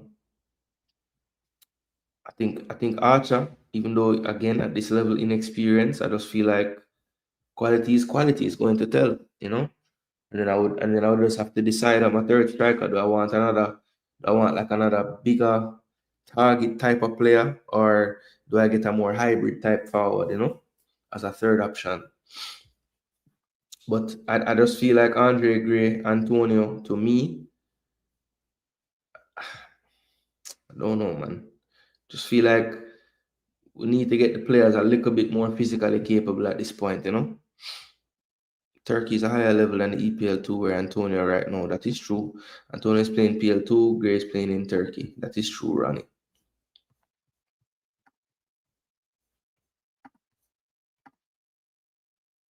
Gray need a mash up, man. Okay, so it's 1 hour till the draw. Trick me. All right, so people, the watch list. Why is it even out? That's the question. That's the main question. Why is the watch list even out? For me, I think it was a way to gauge the fans, see which players them not seeing and who them upset about, and also, build up some excitement. All the content creators see it and make videos about it, short videos, they go live, get the conversation going, get people thinking about the games coming up. Maybe they thought it was getting a bit quiet on in the YouTube space. Why more people not making videos? I don't know if that's the main reason for doing it. I don't think they'll be thinking so much about their social media traction, but maybe, who knows? They might be thinking outside the box with that. Also, it kind of, in a way, asking who you want to see the cut. And because I was always of the impression that they wanted to make it seem like the fans don't really matter so much. But maybe this right here is a concession that the fans do matter a lot. Because even the last time when the Unity Cup squad was out and Ravel didn't make it, Ravel didn't make it, there was this big backlash. YouTube whole streams were made, live streams. Where is Ravel? In the press conference, he was asked about. There was a petition going around. So, like, I would like to think that public pressure is why when we had the pullouts from Unity Cup and people couldn't make it and injuries happened and blah, blah, blah, Rafael was a no-brainer because he said, okay, this is an opportunity to show the fans where he's at and everything. And, they played him in the first game, came on, steadied the ship, didn't do anything spectacular, I thought, but he looked fine. He looked like he wasn't out of place. And then he didn't really get much more chances after that, and it came out that there was a high-ranking member of the team or not high-ranking, but a experienced member of the team that got into it with the coach, and everything. So, it was rumored that it was him, and then, obviously he couldn't go to the World Cup, so he wasn't there, but he was called up for the World Cup qualifiers and didn't play. He didn't play any of that game. The game against Guatemala or the game previous to that. So, yeah, it's a strange one. So I just feel like they wanted us to have a conversation about it, get people talking. The games are, really close around the corner. They already knew they were coming out with the main squad on Friday. So I don't really see what the need was at this stage during the week of the week when you're going to reveal the actual squad to put out these names. Maybe it was done for players to kind of get excited. I saw Tyrese Hall repost it. Maybe they get a reaction from the players themselves and their representatives. Some of the players they put on there just to kind of get a feel for the status and are they really ready to be called. Maybe it was that reason as well. Instead of dropping a squad and then finding out that players can't come, is it that, players that are thinking that they maybe not ready yet or they don't want to come yet, they will reach out now since they've seen their name on a watch list to say, hey, nobody call me. I don't know. I'm trying to find a positive in it, people, because to me, it's nothing but negatives. Main reason being, how do the people that aren't on the 44 feel if you call them? Well, damn, I wasn't even on a watch list of 5,000 people. So why would I, how did I get into the main team? Not that I don't want to be there. I'm happy. But damn, like, why wasn't I on the watch list too? So yeah, how the watch list is successful, I would say, is it has made people talk about the Reggae Boyz right now. Right? So if that was one of the reasons to do it, then that worked. Everybody and them mama and them papa that follows the team either went to YouTube to hear what people were saying, reading up the articles in the paper, listening to Maverick in the morning, or whichever show them listen, Orville them in the afternoon. Everybody that cares about this team got a heightened sense of everything when they saw this watch list with names and all of that. So they know that any list is going to elicit a response and a back and forth and an engagement. So if that was one of the reasons, great job, JFF, because we are more engaged. We're talking about more players and this and that, why this man, blah, blah, blah. So if that was one of the reasons, great. The drawbacks to me are just watch them in your damn place. We don't need to see a watch list. Show me the squad. Show me the squad you picked. Don't leave now more ammo for when you pick the squad. Why this man not there? Why that man not there? Now 23 man I get picked, 20 man going to get 21 man going to get leave off from this list. So now you have already given the ammunition to the people asking the questions because you saw players there that aren't there now. So to me, it just adds more fuel to the fire. They could have easily gotten the same amount of traction and reaction if they put out the post that they put out like a couple of days ago with McLaren's picture and it's a Friday Reggae Boyz squad announcement yesterday. They could have put this out on Monday and people would have been talking about it. Made thumbnails with this picture or with McLaren smiling and some baller and say, yes, squad picking Friday, here's my preview, blah, blah, blah. We still would have had the same excitement the day that you said a date for the squad to drop. You didn't have to put a watch list to get excitement. So that's my only gripe, people. I know you wanted to get it out earlier. I thought the reason for that was less confusion around the squad by the time we get to game time. So if you have the squad out a couple of weeks before or a week before, and people can get through their whole period of being upset about who is not there, then they can finally focus on the damn team and go support them. Yeah, you didn't need a watch list. You didn't need a watch list. That's all I would say on that. It was not needed. I think in a way it's a bit almost unprofessional because you're telling people it's a watch list, then telling us as well that there are more players than this watch list that you're watching, which I would hope because you need to be watching everybody you can, you know. And then you also said that those outside of this can still get in. So what was the real purpose of the watch list then? If it's not really a preliminary squad where you can only pick from this, then why did we have to see this list anyway? We didn't have to see it. So I think in some ways it worked because it gained momentum for the team in terms of the conversation, but in other ways it was stupid, unprofessional, a bit amateurish, and then asking the fans who they would like to see in their 23, knowing that it really doesn't matter what the fans think. Is it really the best place to have the conversation in the chat section of Instagram where people are saying man is bug, just for man to defend him and say no, this baller bug, and it becomes one big shouting contest about which player is bug in the comment section. So I don't know, brother. It is what it is. It's done. I don't think it can derail anything. I don't think it's the end of the world. So don't misquote me, people. I'm just saying I don't think it was the right move. And that is what it is. I've thought they've made the right move on some things. I just don't think this is one of them. We should pick a team with a good mix of a few younger players with an eye for the next cycle. We can't just bank on this World Cup only. We don't want to be one World Cup and done. Bring down the age of the squad. All right, Joseph, that's not a bad take. Brother Ravel done. Need to move on, says Shamar. Watch list is rage baiting. Real Housewives of JFF behavior.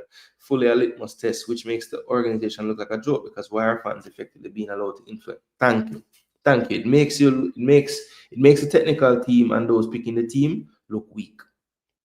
It's like, yeah, we kind of need that sounding board to really make our final choices, But let us be the sounding board after your choices. No matter what you do, you're gonna get criticism, technical team. So no matter what you do, you could have even sit in the room and make we pick the people them would never make the room or cuss and say on the mess up. So it is what it is. Only Jamaicans save us in Trinidad game because Trinidad was starting to cook.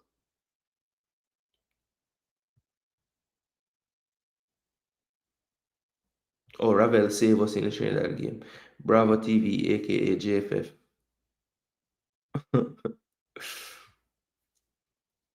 If we have DJ Ravel and Hayden, our midfield will be a lot more solid. The watch list is like how they did Speed as assistant coach to feel the temperature of the fans on YouTube. Yeah, you see it. Hype Team Jamaica will let we know on Friday. Soup. People keep hating on Russell. In Russell, we trust. Right behind that. This list is too close to the picking of the squad for real, and then actually pick the squad already. Yeah, exactly. Because you can't tell me, say, whatever squad you had in mind changed so much from when you put this out. So what the hell was the point? if you was going to put something like this out, it would have to come closer to the end of the Gold Cup or something, where you say, okay, these are the players moving forward that we really think we're going to be watching, or at least when preseason did a start or something. Not the week of when you're going to put the real squad out. Bless up, J. Ross. Hope all is well. Yeah, real and professional behavior from the JFF. Watch list just to lower expectations. Jeez, team aggressive. That's not a bad take. I mean, even though I don't think the watch list was of so many names that I'd be like, why? I don't think the watch list was like that per se. The goalkeeping pool is really suspect. The defense, I just don't understand why we name Bernard and Lati. I don't think either of them is gonna be ready to play. Pinnock, I was surprised, but clearly they knew a bit more on Pinnock than I did, because Pinnock was playing by the day after they came up with this. Yeah, so I mean, there aren't that many on there that I'd say why. There's maybe 2, but other than that, not many. You say I make too much sense? My bad. Big up Joel Smith. Hope all is well, bro. Supporting the Reggae Boys is bad for your mental health. Just saying. Facts. No unfit, out of form players in our squad. That would be nice, Mitchell. It sounds to me like they realize the fans are putting in time to watch and check the player stats, and they were maybe hoping to get some pointers from the fans, which does not look good on Steve. Facts. But the thing is, J. Ross, if they really wanted to do that, they should do that more like in a more pointed manner. Like, because you can't just say fans in general, Jairus, because the people them getting comments from in the comment sections, they might not be watching nothing. So if you really and truly want perspective of fans, or I don't know, whoever, wouldn't you like create some kind of, we call it now, focus group or something, and not just have it open to all the public? Because any madman could write anything, brother. And them say, okay, so it's a couple man there's called for the spot player. But what's the credentials of the man you're talking about, and or the person that's suggesting this player? Anyone watching King start once, bench once, unused bench once, scored in pen shootout in a loss. Season Young can't judge too much. He's looking ordinary though. Yeah, look, King is too right-footed, and right centre back is one of their best players. The center of the 3 in the back is one of their captain and one of their better players. And then they have a same age, 6'4", young Englishman that is left-footed to play left centre back. So it's just going to be hard for him to break into. It's going to be hard for them to break in. Yeah, I think that's what, if they really want that, that's what they should do, J. Ross. Like, create a database of people who you have heard publicly speak, and or even on comments, and you say, oh, this person level-headed, him split justice, him not biased, him clearly have a very good knowledge of football. And you try to put a group together if that's what you want to do. But I think that's stupid anyway, because even for as well as people might think I break the game down, and I think I do a decent job, I'm not like what do I call it now? We can't have all these standards of licensing and all this. I should not be telling a pro license coach how to set up his team and how to pick his team that he's going to set up. Because that's the part about it, Jairus, that's a little different, I can feel a certain way based on what I see McLaren trying to do with the team. And based on that, I can try to pick a team that would fit him. But if I am literally picking the 23 I would pick, it might differ greatly from his, because I might not even be playing the way he's playing, And see, I think about it deeper than just put a squad together of the best man them. You have to, I don't know, maybe I'm just, I can't say I'm thinking too deep into it, because that's how you should be thinking. I said the technical committee, technical staff, and the coach should do the jobs they're getting picked. Thank you. Don't worry about me or J. Russ or I had one, or Conrad, or Team Aggressive, or Jamrock, or Sheridan, or Ronnie M, or Shamar Hall, or anybody in this comment section or any other comment section to be getting advice. Like, yes, I rate myself and my takes and all this stuff, but brother, if I have to be telling the pro license coach them and the people them and the technical staff and stuff how to pick them team and who to pick for them team, then I need to stop working where I'm working, and I need to go seek employment with a team so I can make you know, I don't know, 500,000, whatever he's making a year. I should be making that money then. JFF should set up a panel of funds made up of non-JFF aligned, independent, knowledgeable folks and go on. Yeah, look, it sounds great. I just don't know how important that is to them, you know. But I feel like a lot of good ideas would come out of that. As a matter of fact, a lot of good ideas come out of just having YouTube channels. And they can go on like, but we know they watch and they take things from it and implement, which is fine. I don't want no credit for none of the stuff. If they have used anything I've ever said, I don't want credit. I just want you guys to be better. That's the main thing. I think that gets lost in the conversation. People say, I hate this, hate that, you bad mind this, you bad mind that. At the end of the day, all of us, even though we have different opinions, want the best for Jamaica team, the JFF, and all of that. We just have different ways we think we can get there. And that's the main differences that we have. But we all want the same thing. King fighting for games at his club, he learned to play his position better. Yeah, he needs to either just do some serious work on that left foot or just try to take out the man out the right centre back because he ain't playing left centre back over that man with the left foot where him have. Just a pass through and drop a light. Big up yourself, course. Show is about almost over. So before we leave out people, so there's no way Speed should be giving this coach advice because he's not quite. I agree, Jamrock. I agree. He shouldn't even be there in that role.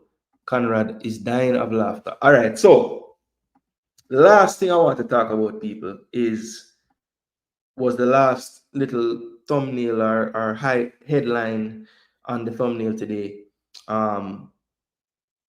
Is the advisor too damn busy to be doing this damn job anyway? Right? That's the question that I want to ask.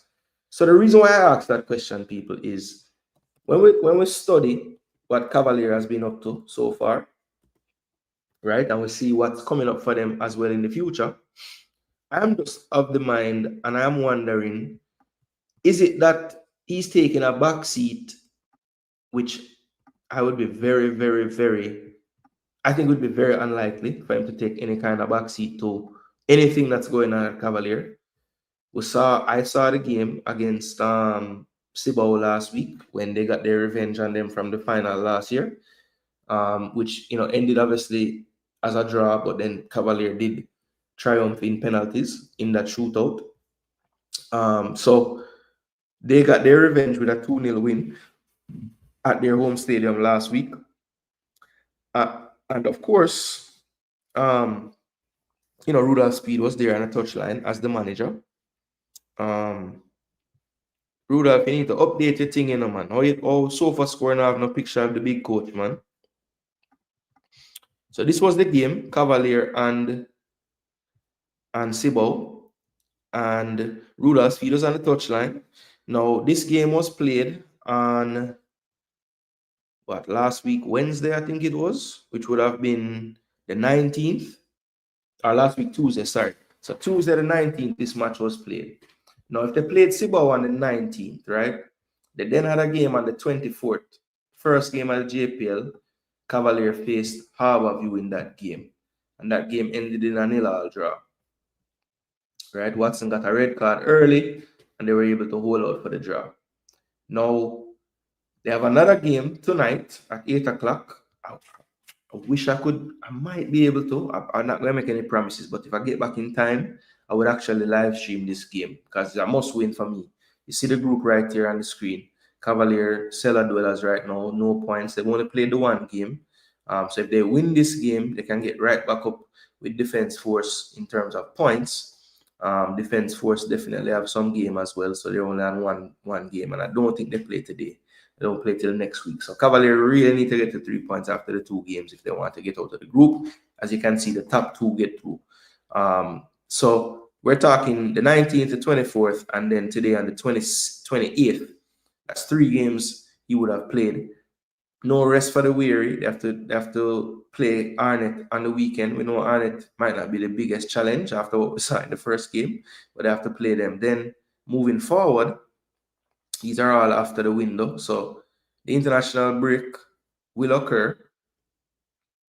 But on September the 7th, Cavalier faces Waterhouse. So that will be, 2 days before the game? Because the game is on the 9th, right? Jamaica's game is on the 9th. So he has all these games coming up and they don't stop. Caribbean Cup game October 1st, October 5th, October 12th, all these Cavalier games. So my question is, people, if he is the advisor to the coach, and you saw what his job entailed, a whole bunch of things, potentially setting up training session, potentially advising on player selection, but advising on tactics, advising on the opponents. I just want to know, people, with this, and you know, him being a coach at Cavaliers is not his only job either. He's on various boards. He's on this, he's on that. He's technical director at Monroe now. You know, he has like 17 different hats that he wears. So if I know it's not a paid job, is what we were told, and that's not really my gripe if he was paid or not paid for to do it. My gripe is if the coach really needed an advisor, which clearly he needs one because he has one. If he didn't need one, he would have told him, I don't want one, right? But he has one, so he needs it. How much can Rudolph Speed really advise the coach if he's this busy? The man has a game every single day, even throughout the window them that we have. Unless the JPL is planning to actually postpone these games for the window, I don't know. But as of right now, they haven't. September 7th, that's in between the two games we have, they play Waterhouse. The week after the window closes, then play Mount Pleasant, probably the biggest regular season game they have. So you're telling me he's not going to be preoccupied or still, you know, in his capacity as the coach of Cavaliers, still trying to figure out his tactics and game plan for these games for Cavalier? Remember, you know, Cavalier is the defending champion in this Caribbean Cup, you know. The last thing Rudolph Speed want to do, you know, is basically give away the money that comes with getting further in this competition, especially coming from a place knowing that he can win it because he won it the last time. So this game tonight is a crucial game, people. As I said, if I can get back in time, I will watch it. And we'll see what the new advisor for the Reggae Boyz can come up with against this Juventus, the Kayes team. They're a Haitian team, right? So we'll see how that plays out. He had some success the last time. Uh, Actually, not success. He had some trouble the last time against Haitian opposition Real Hope. It was their only loss in the competition last year, if you remember. So let's see if that is not a trend that continues. They did fall one love to Defense Force out of Trinidad. So let's see if Cavalier can give them 2 out of 2, but they will have the same kind of mindset as Cavalier. They need a victory in this one. But again, people, is the new advisor focused on his advisory role, or is he, you know, is he basically doing too much at once? Because you know, one thing, you know, you can really have your hand in a lot of things, and what ends up happening is you don't really do any of them to the best of your ability. You do well in some of them, you do worse in some, you might do better in one, but at the end of the day, you have to kind of decide which one you're going to put your emphasis on. And I don't know that there's enough time in the day unless this man just doesn't sleep. You know, how many games can you watch? How many times can you prepare for a team if you're in the middle of preparing for another team because you coach another team? And is it that he's not going to help out Monroe in this whole time? Isn't the Costa Cup getting started up soon? So look, I don't know. Maybe I'm just a worrywart and I'm just worrying too much. But people, don't tell me if what I'm saying makes sense. I don't see how this man can do all the things he's doing and be effective at all of them. Something is going to get the shorter end, you know? And for the Reggae Boys' sake, I hope it's not you guys, you know? I hope it's not you guys. But a busy schedule coming up for Mr. Speed. As I said, all throughout these games, the Premier League will be going, plus the Caribbean Cup. And yeah, we'll just see if he's able to juggle all of his various duties, because it's a lot on his plate right now, you know. The plate is overflowing. And soup don't fit well in our plates.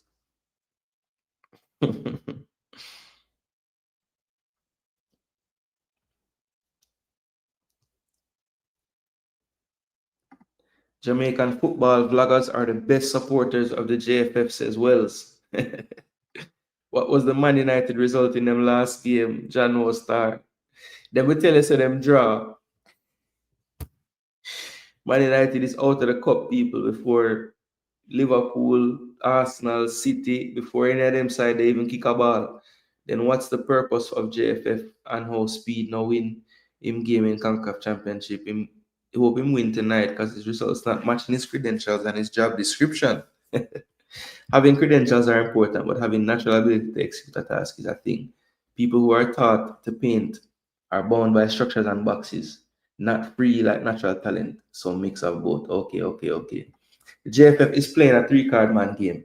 They name every possible player we the fans could call for. So when the final 23 is published, the answer will be we can only select 23 players. But that's the thing, Eagle. Even players them don't pick under 44. People still a ball for. So if that was the goal, put everybody on it, brother, where you know we have to ask about. Mason included, Ravel included. Not many ask about him, but I would. So DJ included as well. Mount Pleasant soon start Cook. I hear Tapper getting his license plate and not making him better coach, probably a yard. Rudolph Speed have too much power in the JFF and too much position. That's a fact. Speed himself need a coach to help his club. When I say who going to advise the advisor at Cavalier? Come on, Jason. Mr. Speed and his ego, he might take over everything. He's trying to. Really hard, man. 100 jobs. Rudolph Speed have as many jobs as forwards in the watch list. A coach can be learned and have blinkers because he's bound by book teaching and hence lack practicality, flexibility in a moment. Separate book qualified versus a visionary. All right. Jack of all trades, master of none. That was one of my grandmother's favorite speeches. Good win last night, Mount Pleasant, but I think they should have done better. I hold the standard higher than what I saw. Yeah, they played good football in patches, but it wasn't enough. It really got to the point where they just were like, all right, we're just gonna get the result. It wasn't that pretty, but Daniel Green scored 2 really good goals. I'll give them that. The second one was a beauty. Also, I really think coach can tell that he doesn't want an advice. I don't know. I mean, why couldn't he? Why couldn't he though? I mean, why can't he? Say, I don't want a freaking advisor. I want an assistant coach. Greedy dog with the bone, for real. Rudolph AI Speed is his new name. I'm going to need AI version of himself if I'm going to do everything. Even though I didn't rate Halgrimson as a coach, I can see why he left Jamaica. Speed is arrogant, abrasive, and ignorant. He tends to rub people the wrong way. Facts. Yeah, the man was willing to work with it, and then realized that the working with it was a hindrance to him doing great things. So him kind of put him foot down, and when he realized when he put him foot down is a problem, that's when I think he started to seek other employment. So people say he must always wanted to leave from day one. I actually don't think so. Big up Jason, long time I don't catch a live. Yeah, man, big up to Jampiel, big up to Jampiel, big up to Unseen, big up to MG, big up to Knockings, big up to BAM Sports, Infomedia. And them is why I can see JPL. I didn't include the whole PFJL, JPL fiasco in this show because I knew I would run out of time. But people, we have to do a show about JPL rollout and how poor it was. All right, so yeah. 2 words, Dan Corleone. Yeah, so big up to all of them YouTubers that everyone just name. Big up all the other YouTubers them women never name. Yeah, man, everybody do them thing them own away. This is my way.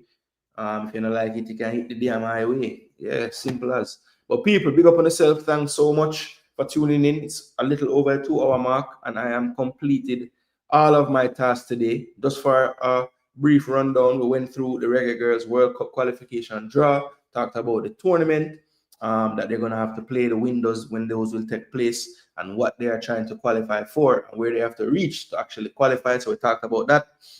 Then we moved into the Reggae Boyz watch list. First and foremost, we talked about the amount of injured players on it.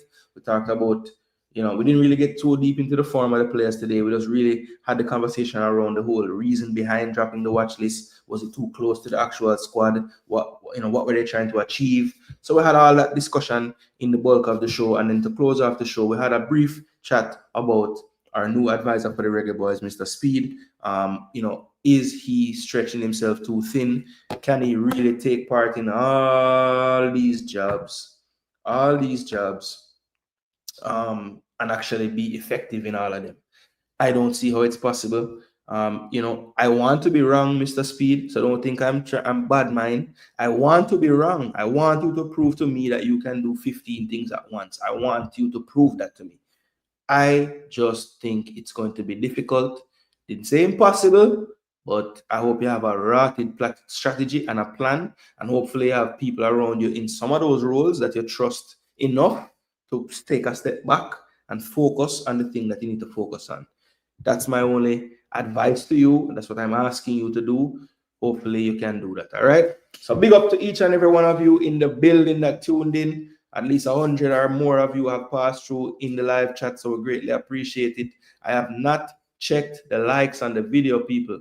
Hopefully we're at the 100 mark. We should be at this point. Ooh, we are 10 away from the 100 likes, people. So just hit the like button and get us over the 100 likes. All right, big up on yourself, and thanks again for all the support. Josie Brown said beautiful goals for MP, but I didn't like was there wasn't really any build-up play. Agreed. We root one goals. I want to see a Jamaican team build through the thirds. Yeah, the midfield didn't really have that fluidity. I thought at times Johnson should have turned with the ball in midfield and went forward, but he was the one that was finding the most space. I just didn't see the connection once he got it with the other players. Yeah, the ball was getting stuck a lot. Sule and angling would go back to the defenders, back to the keeper, and then the fire would go more direct. And basically, that's how both goals scored. It was two long balls, kind of misplayed by the defense of Mocha, and yeah, taken well, both goals by Daniel Green. JFF don't have the money. Mr. Speed is a cheaper way to go for assistant coach. Look, so cheaper meaning free. Big up the YouTubers bringing the JPL to us every time. Yeah, man, Michael Garden. That's why I'm gonna bring up them names specifically. Infomedia give the clips, you know, Bam and JPL. I really like them breakdowns after the games. They might give you a highlight package. JPL usually will give you like an analysis package, which obviously that's my thing that I really like. So I'm always big up JPL every time. And yeah, Infomedia give you the full games, you know, with I can't even call it commentary. MG and Unseen them just a chat in the background. I don't know why the hell them don't just commentate on the damn game since they're there. But you know, to each his own, brother. When you do what you want to do. I just thankful that you put out something. Yeah, man. And just to Infomedia, I don't know if you watch YouTube lives and stuff like that, but if you don't, maybe somebody will give you this message. When you're streaming, I don't know how much access you have to the chat. But just look every now and again, because the other day when the comments were on the screen and thing is Unseen. Is me say something about Unseen and a cuss, and Unseen see that and mention the chat, and I guess that's when you look and saw that the comments were on the screen and all that stuff. So either you couldn't take it off, you never business, but I would like to think I just wasn't looking at the comment section that much. You know what I mean? Jason, make a note to discuss young girls' exploits during any upcoming senior girls discussion. Will do. I know a lot of them kicked off their season in college. I know it was cool because FIU played FSU, so that was like a bunch of Jamaican girls playing at once. So that was a nice game to watch. But yeah, I had one. I don't know. Keep me accountable. You can link me off here as well if you have any other ideas, because sometimes with the girls, I want to do more topics for them, but I've missed things, and you have given me some good ideas in the past. So don't keep them coming. I had one. I don't know. We had talked about something that we might want to do in the future. I know I have you in mind as a person. I might have a couple of others that I notice that they're very, very in tune with everything. If we can build that all-star team, yeah, we can really do some damage, you know. So you know what I talk about. I had one. But anyway, big up people. Thanks again. It's time to check out. Thanks so much for tuning in. Thanks for all the likes on the video.